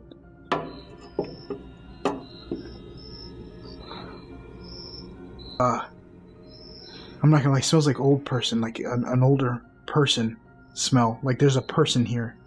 Though he didn't capture any further visual evidence, the emotional impact of the moment was undeniable. Franco described the experience as more than just frightening. It was deeply unsettling on a personal level. Something about the scent, the energy in the room, and the deliberate movement of the curtain made it unlike any other tomb he'd explored. While viewers might focus on the curtain as the most disturbing part, for him, it was the overwhelming sense of presence, the unshakable feeling that he had stepped into a space that still belonged to someone, not abandoned, not empty, just occupied. And I just heard something. I really wish I knew what the heck moved the curtain, though. That was interesting. Look at this. There's a lot of people in here. All right. This room is the weirdest tomb I've ever seen. So I'm taking a little bit of a break, but I'm kind of like, I feel weird. I feel like I ran into somebody going into that room, just the way it felt like going in there. And I know to you guys probably the scariest part was a curtain moving, but for me the scariest part was the presence, or the it was just the scent of just going in there. Just felt like, it just felt weird. I don't even know how to explain it. That was the most surreal I've ever gotten, going into a place like that. So even though I'm in another tomb right now, I'm still kind of like paranoid from that last tomb with the curtains moving. It's still kind of bothering me. I don't know, I just feel weird. Like weirded out about the whole thing. I've never had something take my vibe or my mood and just brought it down. But yeah, I just wanted to get the hell out of there as soon as I could.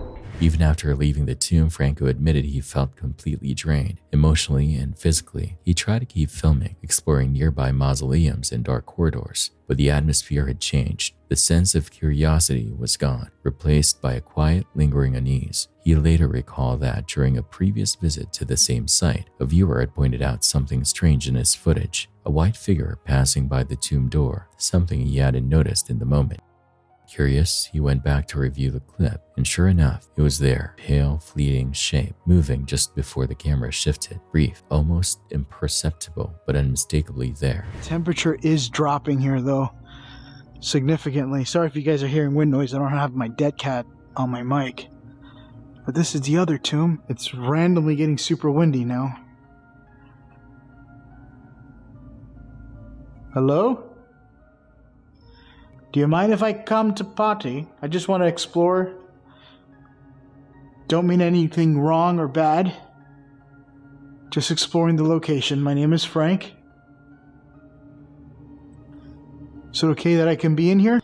Oh, by the way, before I continue, the last video that I did here, I was pointing the light this way, and then right before I turned the camera over here, you could see what looks like someone passing by the door on my second video. Somebody pointed it out and I went checking it out, and holy shit, you do. Like, I don't know if you could see it. Let me turn off my light. But right over here is where you see something white kind of go by. But I don't know. I didn't see it. I didn't even see it while editing. Someone had let me know. But I'll show you a quick clip of it right now. Looks like something you would see in a horror movie.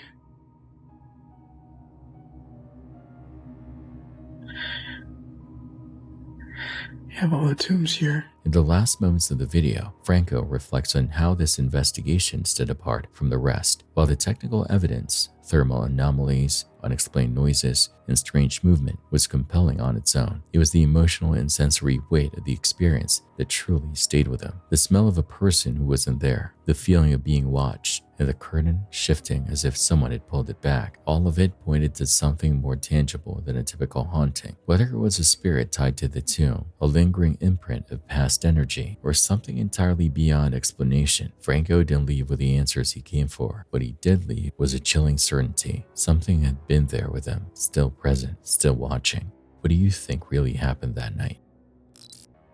On a quiet Saturday afternoon in Albuquerque, New Mexico, June 24th, 2023, something deeply unsettling began unfolding in a place no one expects violence to erupt. It was around 3:30 p.m. when police received a call about a man passed out inside a parked car at an AutoZone directly across the street from a local grocery store. When officers arrived, they found a man slumped behind the wheel, unresponsive. His name was Mark Peter, 41 years old. As officers ran the vehicle's plates, the situation immediately escalated. Peter wasn't just sleeping. He had multiple felony warrants out for his arrest, including a serious drug trafficking charge from a previous incident where he had also been found unconscious inside a vehicle. Officers surrounded the car and attempted to wake him, repeatedly giving verbal commands and urging him to exit peacefully. For several long minutes, there was no response. The scene felt frozen in time. People came and went from nearby businesses, unaware of how close they were to what was about to happen. Eventually, Peter woke up, and instead of complying, he made a sudden decision that would seal his fate. He threw the car into gear and attempted to flee. Police reacted instantly, disabling the vehicle by shooting out the tires. The car lurched to a stop, but Peter wasn't finished. He bailed out and ran, sprinting across the street toward the El Mesquite Market, a busy neighborhood grocery store filled with unsuspecting shoppers. Body camera footage shows officers chasing him inside, shouting commands as customers stood frozen at checkout lines, some ducking for cover, others too shocked to move. The narrow aisles and crowded space turned the store into a nightmare scenario. Get on the ground! Don't reach for anything! Get on the ground! Don't reach for anything! He's got knives. We're going southbound towards Mesquite, deputy, or super. Calm, lock it down. Get on the ground now! Ground, you're not free to leave! Give me a 40. Give me a 40 up here. We're still going southbound. Watch his hands. Don't let him go in. Don't let him go in. Get out of there! Get on the ground now! He's got a gun!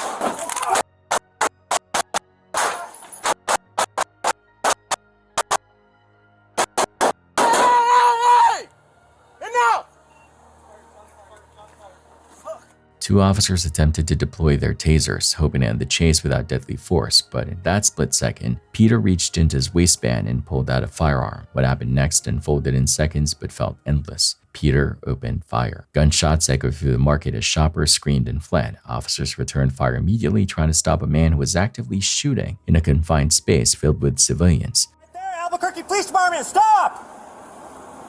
Stop right there, put your hands up! Albuquerque Police Department, stop! You're not free to leave! Put your hands up! Stop right there! Put your hands up! Stop! Stop! Stop! You're not free to leave! You're not free to leave! Stop! Put your hands up!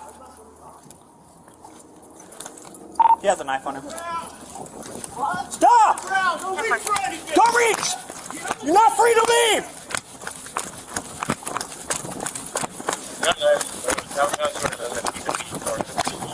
on the ground! You're not free to leave! Give me a 40! Give me a 40 up here. Get a 40, come on! Watch his hands. Don't let him go in. Don't let him go in. Taser on the ground now! Taser, taser, taser! Ah!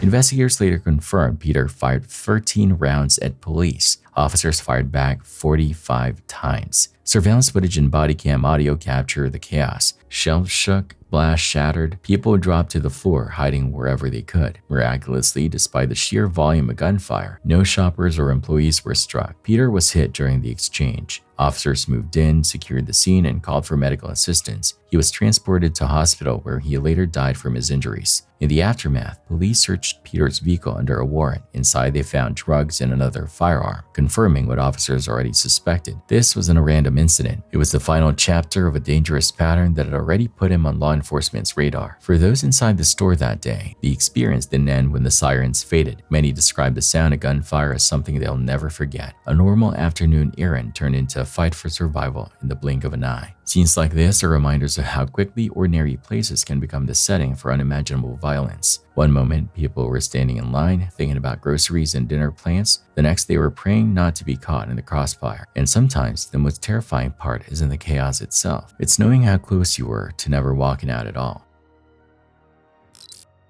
Have you ever complained about your job or the work that you have to do? It is a completely natural thing to feel sometimes, for sure. However, videos like this one always make me stop and take a big step back from my own life. They make you realize that some people really have some crazy, incredibly dangerous jobs.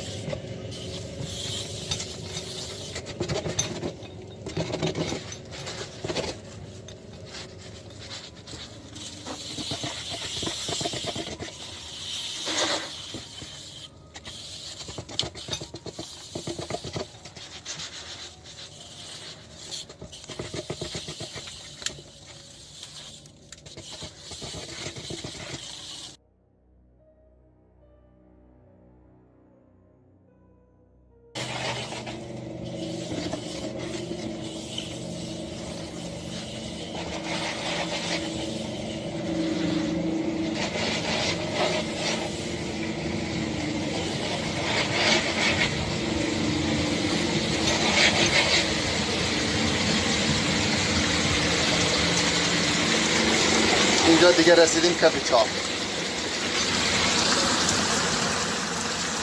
اینجا کف چاپ. این هم که همین جدال است و این تونل است که رو به طرف کومرا. این آب. This entire video would absolutely make me feel claustrophobic. It makes you feel like the oxygen is being physically taken away as he goes deeper. I'm not the most knowledgeable person on this specific type of job, so I don't really know the exact task he is performing. However, I'm almost certain this video was filmed somewhere in Iran. You can clearly see the extreme physical demands in the tight space he has to work in. This footage is a true example of courage and physical endurance. Think about the training and mental fortitude it takes to do this every day. You have to respect the risk these people take.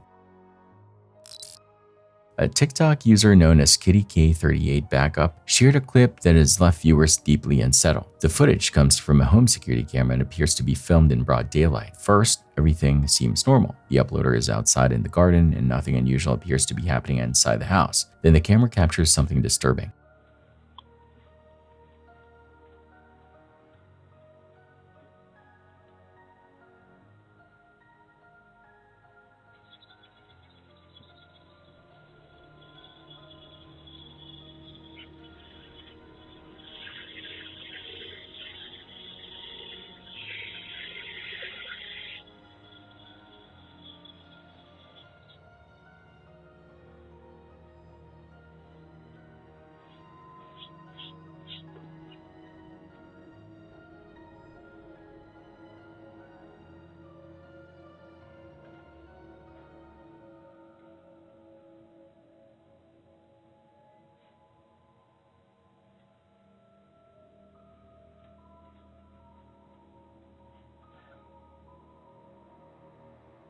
And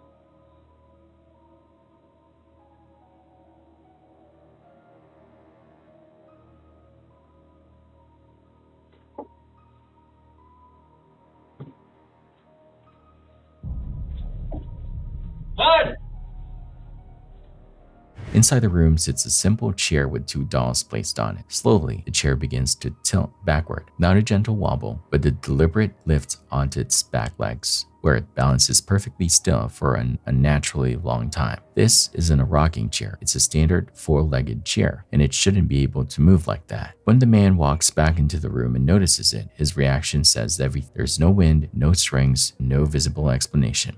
With no context or backstory provided, the footage stands on its own as deeply unsettling. If dolls didn't already make you uncomfortable, this video might change that forever.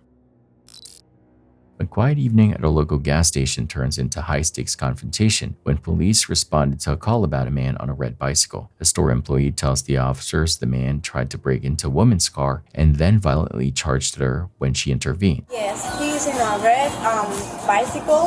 He's black with black shirt and jeans. Okay. What happened? So he jumped on the car of the woman. Okay. And after that, she hit him. So he said that she hit him. So he asked her for money.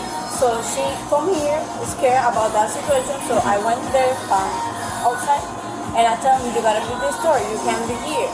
And he started running like he gonna do something on me. If you say, oh, can you call for your husband? Like he gonna do something on me, and I pepper spray him.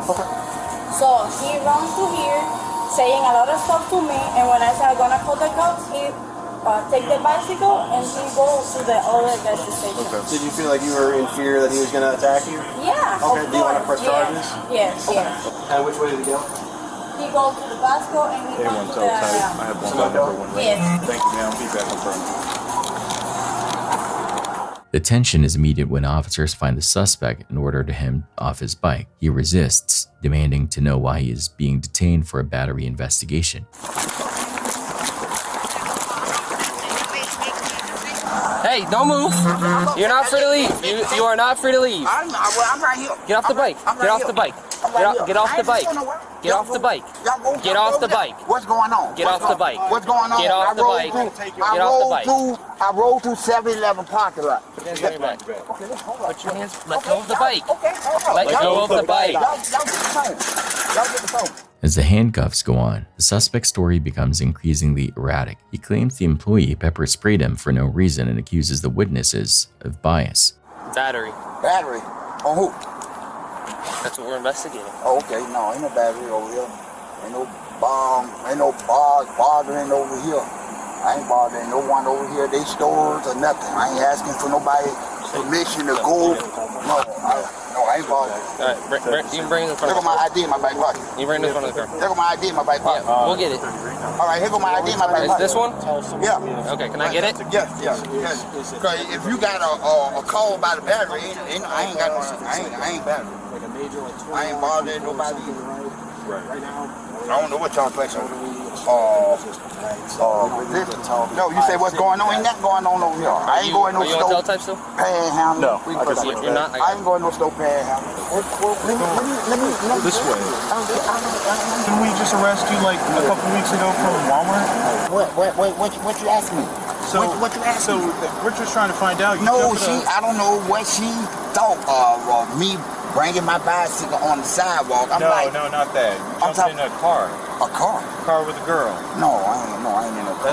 That's why she came out. No. You harassed the girl. No, man, I got hit by a car. Yeah. This lady said. What kind of car? I didn't see you. I said you had to see me because you turned my way. And she talked about I didn't see you. It was a Infinity, a black Infinity. Okay. I don't know. I said, man, you got to be kidding. You seen me, I seen you. I know you had to see me when I seen you. So what happened with the girl pepper spray? I don't know. She came out talking about. I had my music on, and I'm listening to my music, and she coming back talking about. I say, hey, listen. If you're enticing me about me not or can't or won't be righteous or something like that, please go, because I ain't bothering you or I ain't meant for her. I told you go look at the camera if you want to know why I'm still waiting on here. I'm saying no, I'm looking for y'all too, because man, it's okay to come up here and ask me pretending that I did something to the preliminary of y'all. I ain't done nothing. I don't know why y'all asked me. Y'all should know. She told you.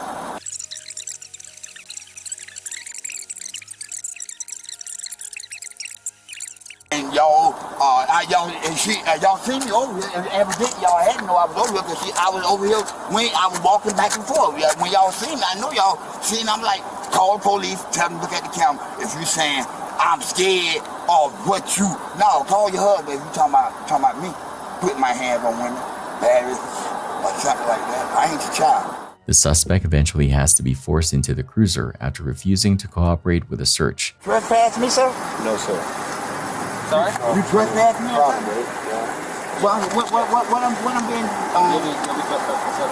okay, what I'm gonna be deported from my destination to y'all's destination. Oh, understand. Stop. Let me go. Stop. Let me go. I'm not talking to move. Knock it off. No. Stop it. Man, take that. Resist. Man, stop what? Stop what? Man, get that shit off me, man. Stop what? All right. Listen, if you have something on you, we're gonna find it. Man, yeah, I got everything in my pocket on me. Yep. Don't worry about it. Don't worry about it. If you saying you the one that is officially gave the loot and war.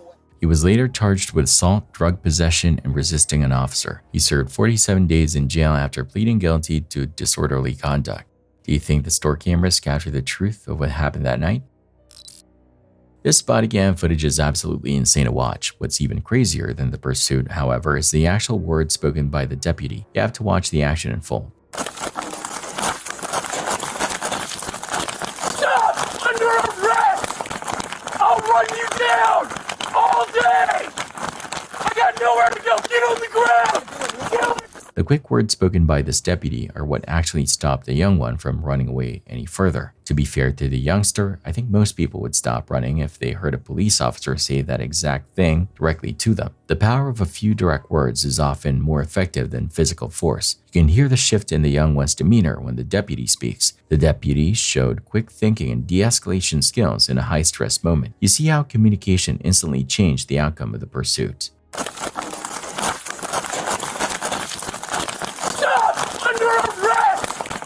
I'll run you down all day!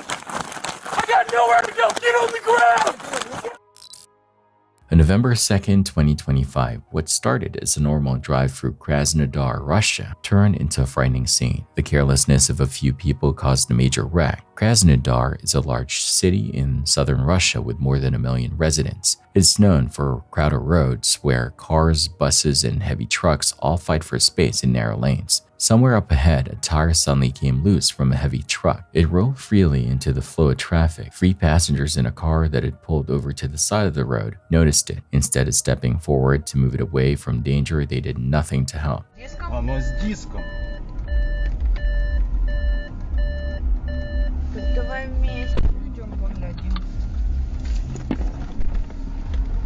Ну кто-то же гребет, понимаешь? Да.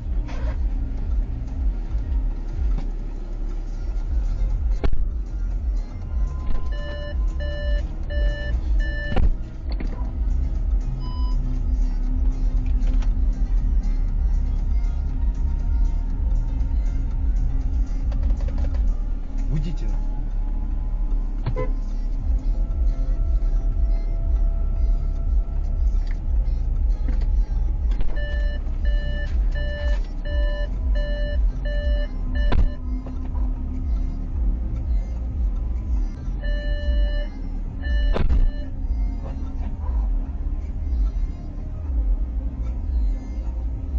The driver of the first car, a sedan, saw the tire at the last possible second. He swerved hard to the side with his tire screeching against the road. There was not enough time to avoid it completely. The tire clipped the edge of the car and shot across the opposite lane with full force. It hit a second vehicle coming from the other direction. In an instant, everything turned chaotic. Metal scraped against metal and glass cracked. Both cars spun slightly before coming to a stop in the middle of the road. Dashcam footage of the incident spread across Russian social media within hours. Many people were shocked by how dangerous the moment was. They were also upset that the 3 bystanders in the stopped car just sat there watching. They recorded the tire rather than acting to remove it before the collision happened. As of November 2025, there was no official confirmation of serious injuries or fatalities. Local authorities have not released a formal report yet. Investigators believe the tire came loose due to poor maintenance. It likely had worn lug nuts or low air pressure. Skipped inspections and rough local roads make these issues worse for trucks in transit. If the vehicles had been moving just a little faster, the outcome could have been much more tragic. Honestly, this entire accident was easy to avoid. The 3 people who saw the tire rolling could have moved it out of the way and called for help. Instead, they sat there filming and waiting for something to happen. They let a completely preventable accident unfold right in front of them. Next time you see a hazard on the road, will you act to save a life or just pull out your phone? Taking 10 seconds to move an object can prevent a massive pileup and save a family from a nightmare. It was just after 2 in the morning when Oklahoma City police received a disturbing call from a quiet residential stretch near Northwest 7th Street. The report was brief but alarming. A man had been violently attacked with a machete and the suspect was still on the loose. When officers arrived at the scene, they immediately found the victim. He was alive but badly injured. One of his hands had been slashed so severely that it was clear the attack had been intentional and brutal. Blood stained the pavement and the victim struggled to explain what had happened as first responders rushed to help him. The person responsible had already disappeared into the night. Officers began searching the surrounding area, scanning dark streets and alleyways, but there was no sign of the attacker. For a short time, it appeared the suspect had escaped. Then the situation took a terrifying turn. Only minutes later, police received another call. The suspect had returned. Officers were directed toward North Council Road, where they spotted a man later identified as Albert Benson. He was still armed. In his hands was a large machete, the same kind of blade used in the earlier assault. Benson wasn't trying to hide. He was pacing, yelling into the darkness and screaming at officers to kill him. As patrol units moved in, Benson suddenly turned and began running back in the direction of the original victim's location, machete still raised. Officers followed, urgently trying to stop him before anyone else was hurt. They shouted commands over and over again, ordering him to drop the weapon. 2 tasers were deployed. A 40mm less lethal impact round was fired, aimed at disabling him long enough to get control of the weapon. None of it worked. Benson kept moving. With the machete still in his hands, he charged directly toward the officers. The distance between them closed rapidly. There was no cover, no time left to retreat.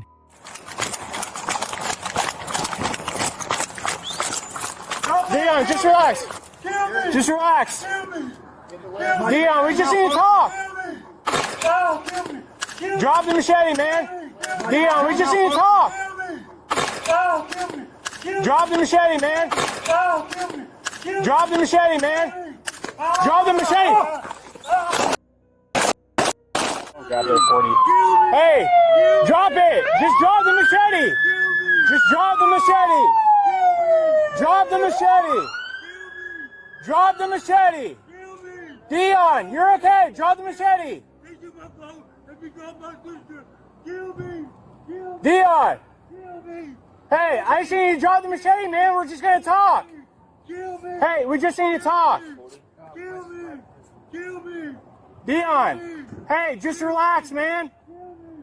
Can you make sure this shit's blocked off? Hey, Dion. Dion. Hey, man, I need you to hang out. Dion, just hang out and talk to me. Dion. He's got it. He's got a heavy coat. Hey, drop it. Drop it.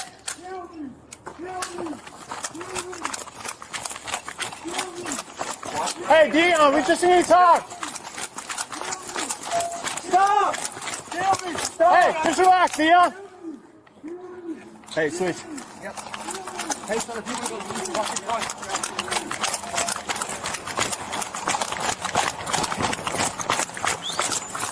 Dion, just relax. Just relax. Dion, we just need to talk.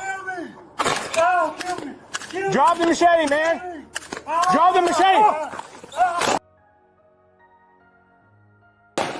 Officers moved in cautiously, securing the scene and calling for emergency medical help. Benson was rushed to a nearby hospital, but despite efforts to save him, he later died from his injuries. No officers were physically harmed during the encounter. As with all officer-involved shootings, the 3 officers who fired their weapons were placed on routine administrative leave while investigators reviewed the incident. Body-worn cameras, witness statements, and forensic evidence would all be examined to determine exactly how the final moments unfolded. For the victim who survived the machete attack, the night left permanent scars, and for the officers involved, it was another reminder how quickly a routine call can spiral into a life-or-death confrontation. One man entered the night armed, unstable, and unwilling to stop, and by the time the sun rose, it was over. This footage comes from Ukraine, where the war continues to escalate in terrifying new ways. The conflict has evolved into a brutal war of attrition, where both sides push forward until resources, weapons, or people are exhausted. One of the most feared elements of this phase of warfare is the widespread use of drones, which have changed how fear itself sounds.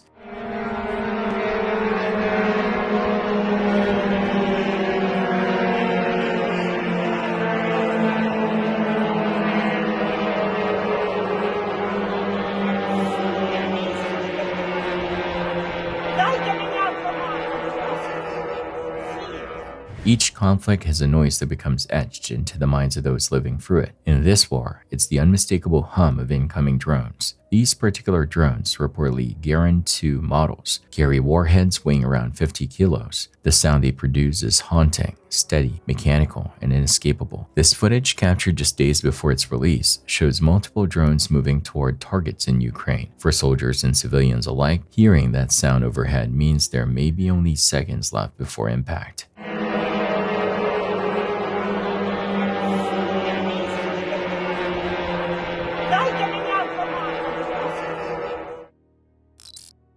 Adam Lanza was born on April 22, 1992. From early childhood, there were signs that something wasn't developing normally. Long stretches of silence, difficulty communicating, and behaviors that concerned doctors and teachers. Over time, he was diagnosed with conditions related to sensory processing and later Asperger's syndrome, and he became increasingly withdrawn. For a while, interventions seemed to help him function in school, but as he got older, his isolation deepened. His parents eventually separated, and his social world narrowed even more. He spent more time shut away, disengaging from activities he once had, avoiding celebrations, and cutting down contact with people outside his immediate routine. What people noticed from a distance was that he was quiet, awkward, and intense. What they didn't see, at least not clearly, was how far his interests had drifted into darker territory. As his teenage years passed, evidence later showed he was consuming and collecting material related to mass violence. He reportedly spent time in online spaces where mass killings were discussed, and he built obsessive documentation, focusing on perpetrators, weapons, and casualty counts like it was research. To the people around him, these were invisible habits happening behind closed doors, screens in a dark room, late nights, a mind feeding on the worst things it could find. There was also footage from before the disaster that felt harmless to anyone watching at the time. Lanza would go to a local theater to play Dance Dance Revolution, and people recognized him as the guy who danced for hours. It looked like an eccentric routine. It looked like a strange hobby. It didn't look like a countdown.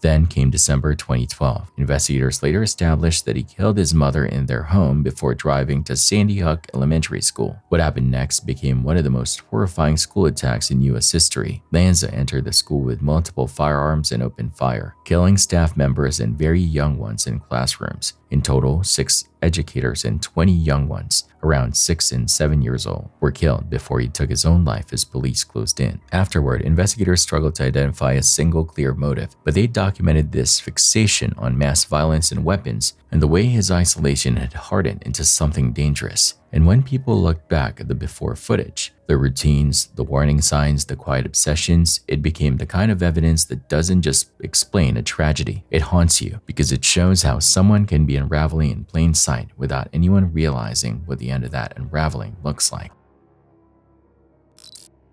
On November 7, 2025, 4 company executives boarded a helicopter for a routine trip across Dagestan. What followed became one of the most tragic corporate flights in recent years. The aircraft was a Ka-226, which is a light utility helicopter used to cross Russia for rescues and government missions. The passengers on board were not ordinary travelers. They were top officials from the Kizlyar Electromechanical Plant, also known as KMZ. This is a major defense company that manufactures missile launchers and jet components. The group included Deputy Director Magomedrasul Magomedov, Chief Engineer Sergei Suslov, and Chief Designer Sirajuddin Saduev. Their driver, Islam Jabriov, was also with them. They were flying from Kizlyar to Izberbash, which is a short 125-kilometer journey. They were likely going to discuss factory operations and logistics under the pressure of international sanctions. As the aircraft neared the small coastal village of Achisu, the sense of normalcy ended in seconds. People nearby said they saw the helicopter flying unusually low over the shoreline. It looked as if it was preparing for a careful landing. Then without any warning, something went wrong.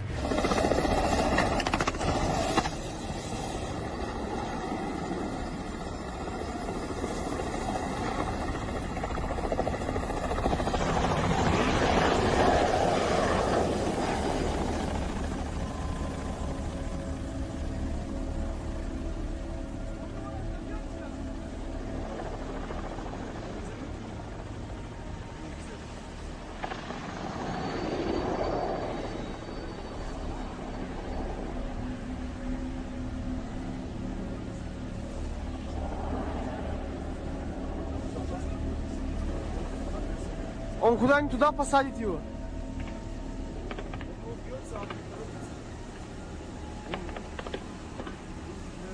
Ой, блин.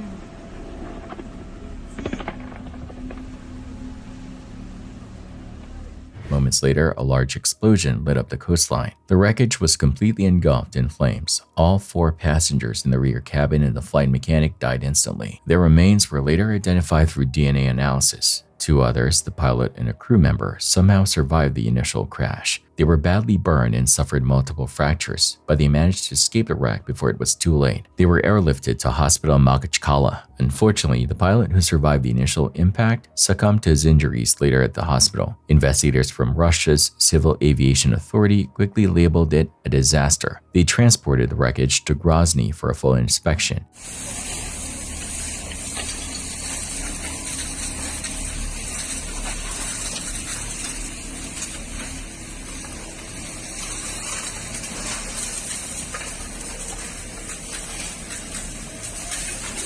Early reports suggested that a tail strike might have ruptured hydraulic lines. This would cause an immediate loss of control. Others pointed to deeper issues like aging maintenance standards and a shortage of spare parts. Mechanical wear after years of flying under sanctions is a major concern. There was no distress call from the crew, which suggests the entire event unfolded in a matter of seconds. It was only luck that kept one person alive that day. If the explosion had spread faster, it would have been a total loss with no survivors. The crash revealed the risks of keeping aging aircraft in service under mounting pressure and isolation. For the executives who boarded that flight, it was supposed to be a short journey over familiar ground. In a place like Dagestan, even calm skies can turn deadly in moments. This one flight became their last. This clip was recorded on November 2, 2025 during a Day of the Dead parade in Mazatepec, Morelos, Mexico, a celebration meant to honor ancestors, not end in chaos. What began as a night of color, music, and tradition quickly turned into panic when fireworks mounted to one of the parade's floats accidentally ignited, setting off a sudden explosion in the middle of the procession. Witnesses captured the moments as sparks erupted near the float, followed by a loud blast that sent crowds running for safety.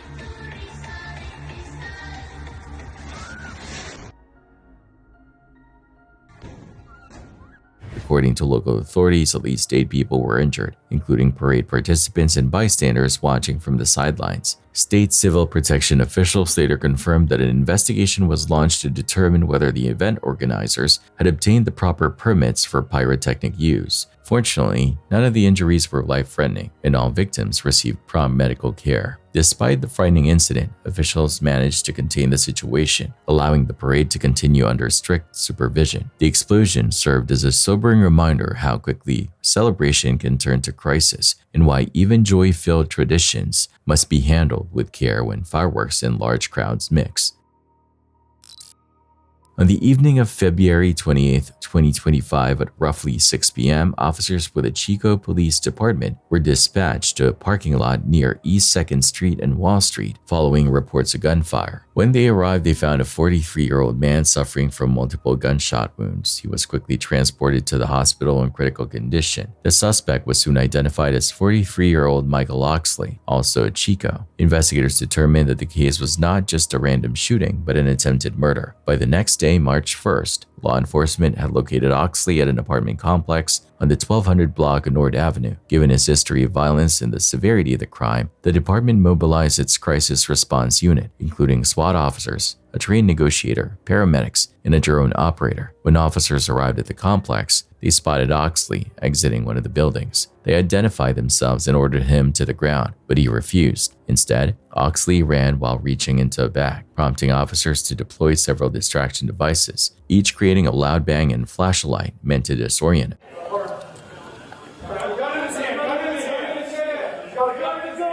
Hey, back up, back up. I'm gonna put right in his face. Roll the gun, Delta. Rolling Delta. Rolling Delta. Gotta block with the Delta. Delta. He's got hairspray. Hairspray in front of you.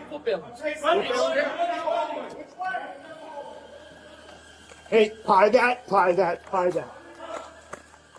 Oxley fled into one of the apartment buildings and barricaded himself inside his unit. Officers immediately locked down the entire complex and established a perimeter. During their attempt to serve him with a search warrant, Oxley emerged into a hallway armed with a handgun equipped with an extended magazine and a can of bear spray. Despite repeated commands to drop his weapon, he continued to advance. More distraction devices were used, but Oxley retreated again, this time into the parking structure attached to the complex. Chico, please, stop!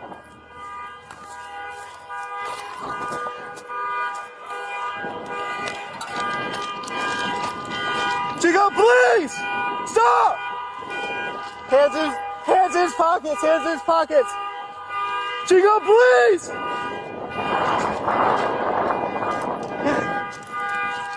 Hey, he's at the staircase.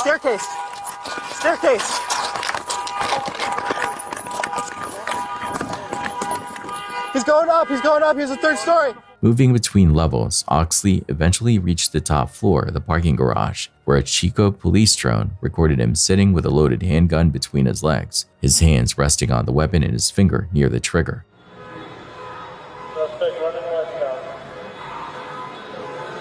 Chico police! Let me see your hands! Let me see your hands! Chico police, let me see your hands!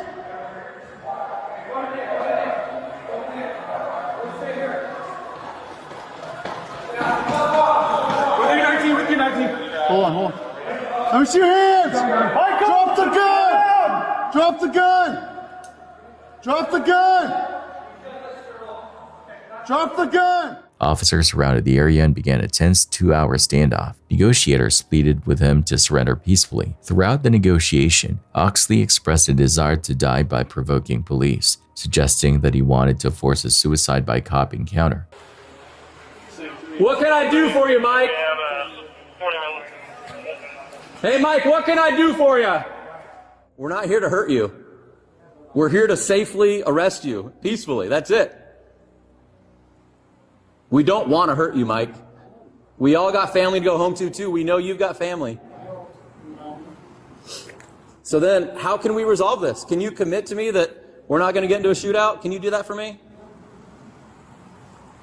Why not? Hey, Mike, we're going to be putting up some lights just because it's dark. But just keep staying seated. Don't worry about the lights, okay? We're just trying to see better. I just want to let you know what's happening so we don't freak you out, okay? Just lights, just like a light bulb. Like a, I don't know, floodlight. Like a drop light, you know, if you're working on a car, the floodlight. What's that? Yeah, on that area.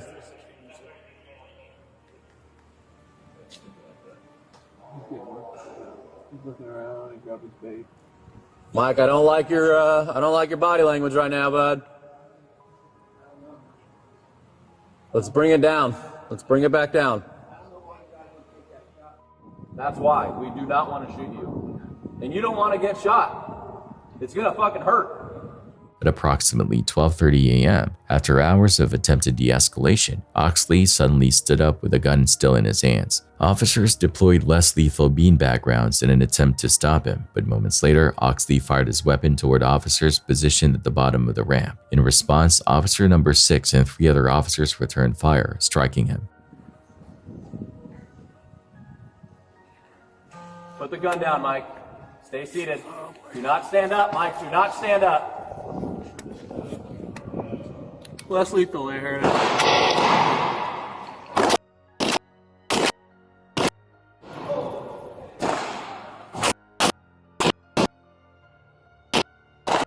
Hold your fire. Once the gunfire ceased, SWAT medics moved in immediately. Oxley's firearm was secured and he was pronounced deceased at the scene. After being evaluated by the team medic, his weapon, still loaded with an extended magazine, was recovered beside him. As for the original victim of February 28th shooting, police confirmed that he survived his injuries. The tragic sequence of events that followed, from the attempted murder to the standoff and final exchange of gunfire, underscores how quickly violence can spiral, leaving behind only loss and unanswered questions.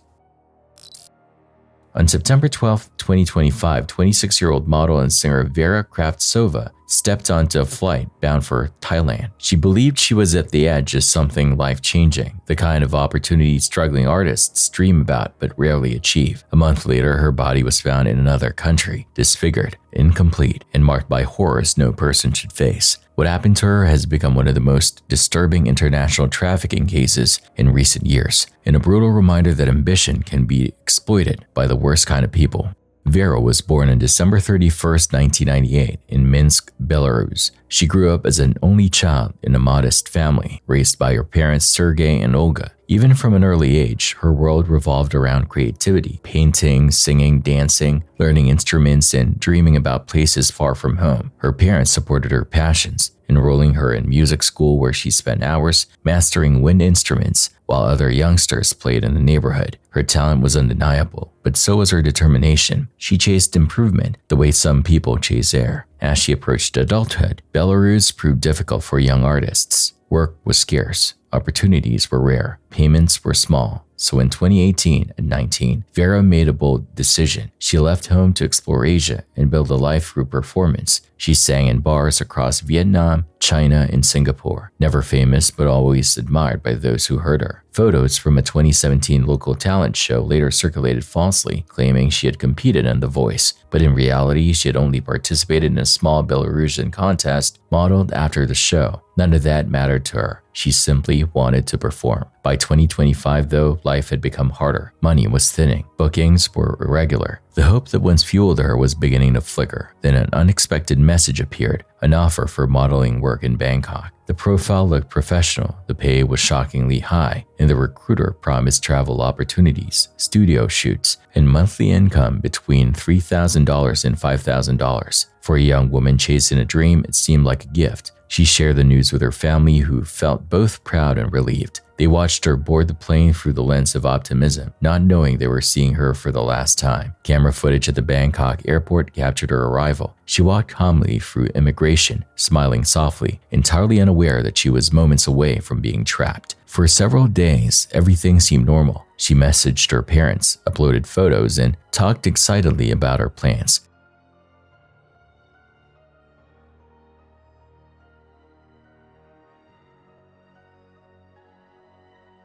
But on October 4th, the communication stopped. When her mother couldn't reach her, panic took over. The family contacted Belarusian embassies and officials across Thailand and Myanmar. Eventually, they learned that Vera had left Thailand for Myanmar, but that was where the trail went dark. Investigators now believe Vera never made it to a legitimate modeling job. Instead, she was met by the so-called recruiter who took her passport, phone, and money. She was smuggled across the border into Myanmar, where criminal groups operate vast cyber scam compounds, high-security prison-like facilities guarded by armed men. Inside these compounds, trafficked individuals are forced under threat of violence to run romance scams and online fraud schemes. Those who fail to meet daily financial quotas are beaten, starved, tortured, or sold. The UN estimates that more than 120,000 people from 21 countries are trapped in Myanmar's scam compounds. Vera became one of them. After weeks of poor performance, brought on by exhaustion, hunger, and trauma, her captors labeled her unusable. That single word sealed her fate. She was sold on the black market. Her body, hollow and unrecognizable, was later discarded in a forested area near the border, where villagers eventually found her and alerted authorities. While her parents were desperately searching for her, they began receiving horrifying calls from criminals demanding $500,000 for the return of her body. When they refused, begging simply for the chance to bring their daughter home, they received an anonymous reply. Her organs had already been removed and her remains were cremated. Myanmar authorities produced a document claiming Vera died of a heart attack on October 16 and was cremated the same day. Most investigators believe the document was fabricated to shield the criminal networks involved. Today, her parents do not know where her ashes are, if they exist at all. They don't know whether the cremation story is a cover-up or an outright lie. And because Myanmar's borders and criminal networks are nearly impossible to penetrate, the truth about Vera's final days may never fully be uncovered. Some online rumors claim she might still be alive, but the evidence tells a much darker story, one rooted in the reality of human trafficking, corruption, and organized crime. Vera's story has become a warning to young dreamers across the world. Not every opportunity is genuine. Not every recruiter is real. Sometimes, danger disguises itself behind professionalism and the promise of success. In Vera's case, the dream she chased led her directly into the hands of predators. And in a world where desperate organizations profit from human lives, the most dangerous thing anyone can do is assume evil always looks like evil.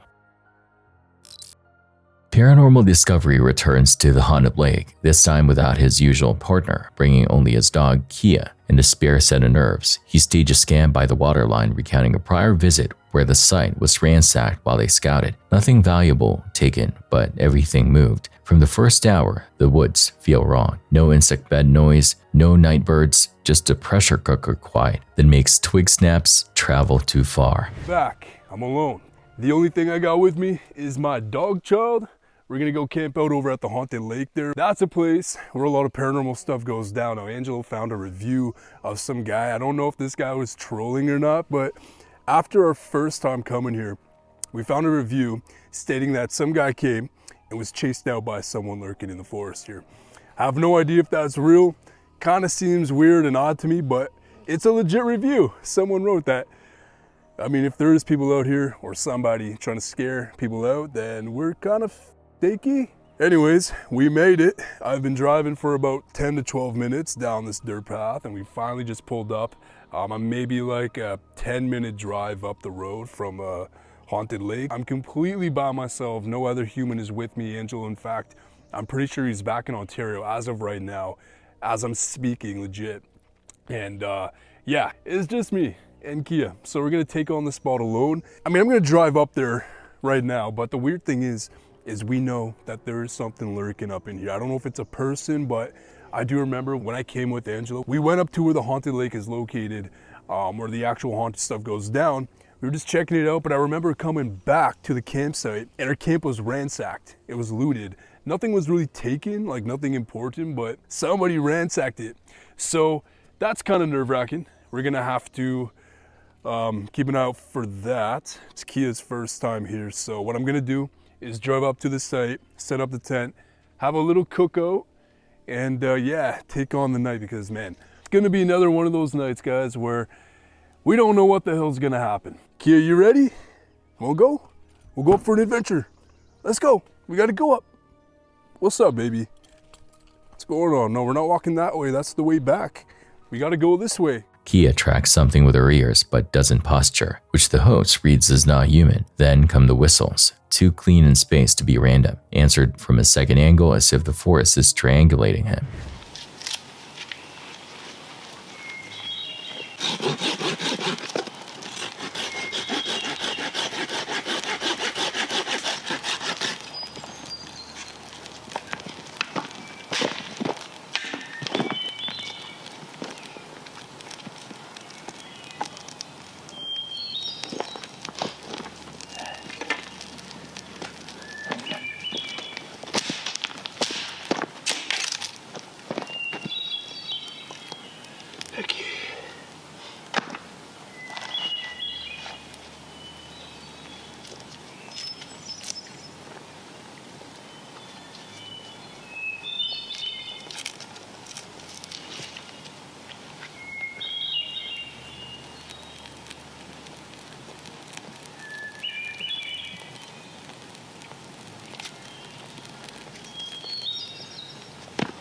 Okay, so I've been hearing something down there. It's coming from that way now. At first, I thought I heard like a Bigfoot thing down there, but there's something coming from down there. Watch out there, Kiki. We're not going down that way. It's kind of sketch because I don't want her going down there. Come on, man. Come on, man. Let you go. Oh, shit. Oh.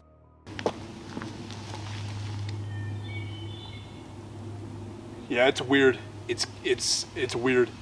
Just like that.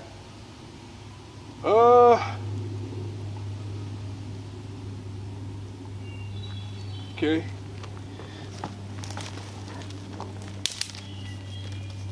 Hello?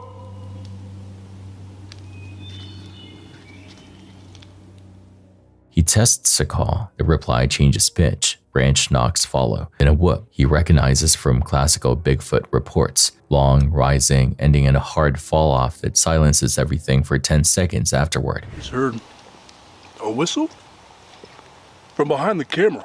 It's coming from a haunted lake. The lake is that way.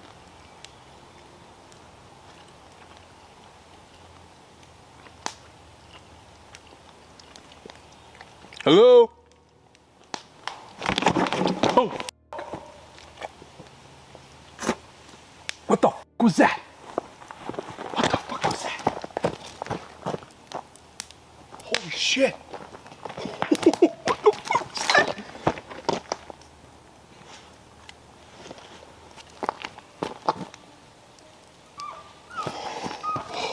Oh, shit. Fuck's that? Fuck's that?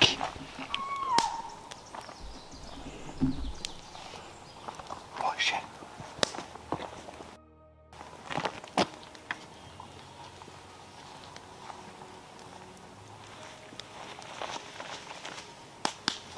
That was a Bigfoot. Okay, back. No. Come, sit. I kid you not, that was a freaking Bigfoot call.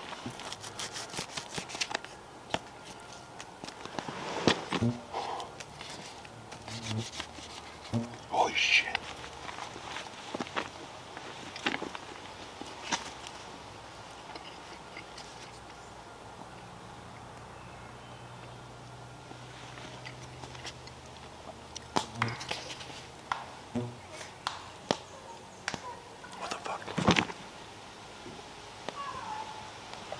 What the fuck? That's not happening. No, that's not happening. That's not happening at all.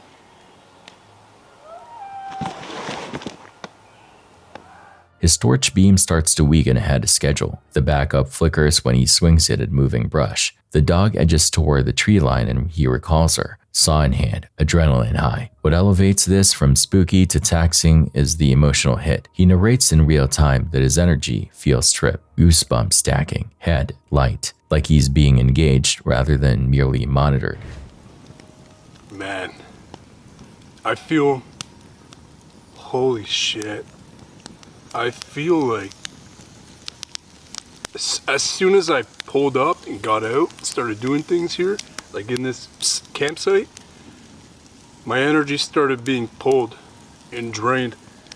As of right now, I feel like something spiritual is it's hitting me right now. Like I have goosebumps. I legitimately have goosebumps right now. This is kind of bad. Yeah, you can see the goosebumps on me. Shit, man.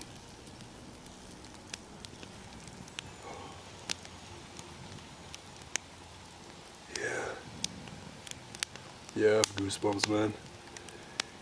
It feels like something is doing this to me.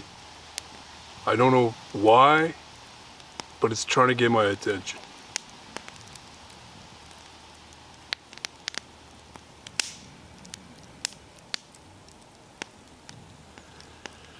Wow, sitting here, there's so much spiritual energy coming. So yeah, I could have heard a Bigfoot somewhere, but also right now, there's a lot of spiritual, like passed on people, probably somebody who used the land however hundreds of years ago. Man, I feel like my brain's just sideways right now. Oh.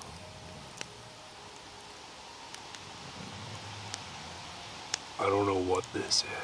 A shape briefly blocks a low star bank and is gone. Another whoop, closer, chesty, answers from the lakeside. He draws a line. He has safety first. He douses the fire, keeps recording long enough to log the sequence and calls it. The walkout is brisk and quiet. Once the vehicle door is shut, he finally breathes. The episode lands not because of a perfect silhouette or a screaming sprint, but because of the layered signals, mimic whistles, wood knocks, a textbook call, gear anomalies, and that deep animal sense of being watched by something smart enough to probe without showing itself.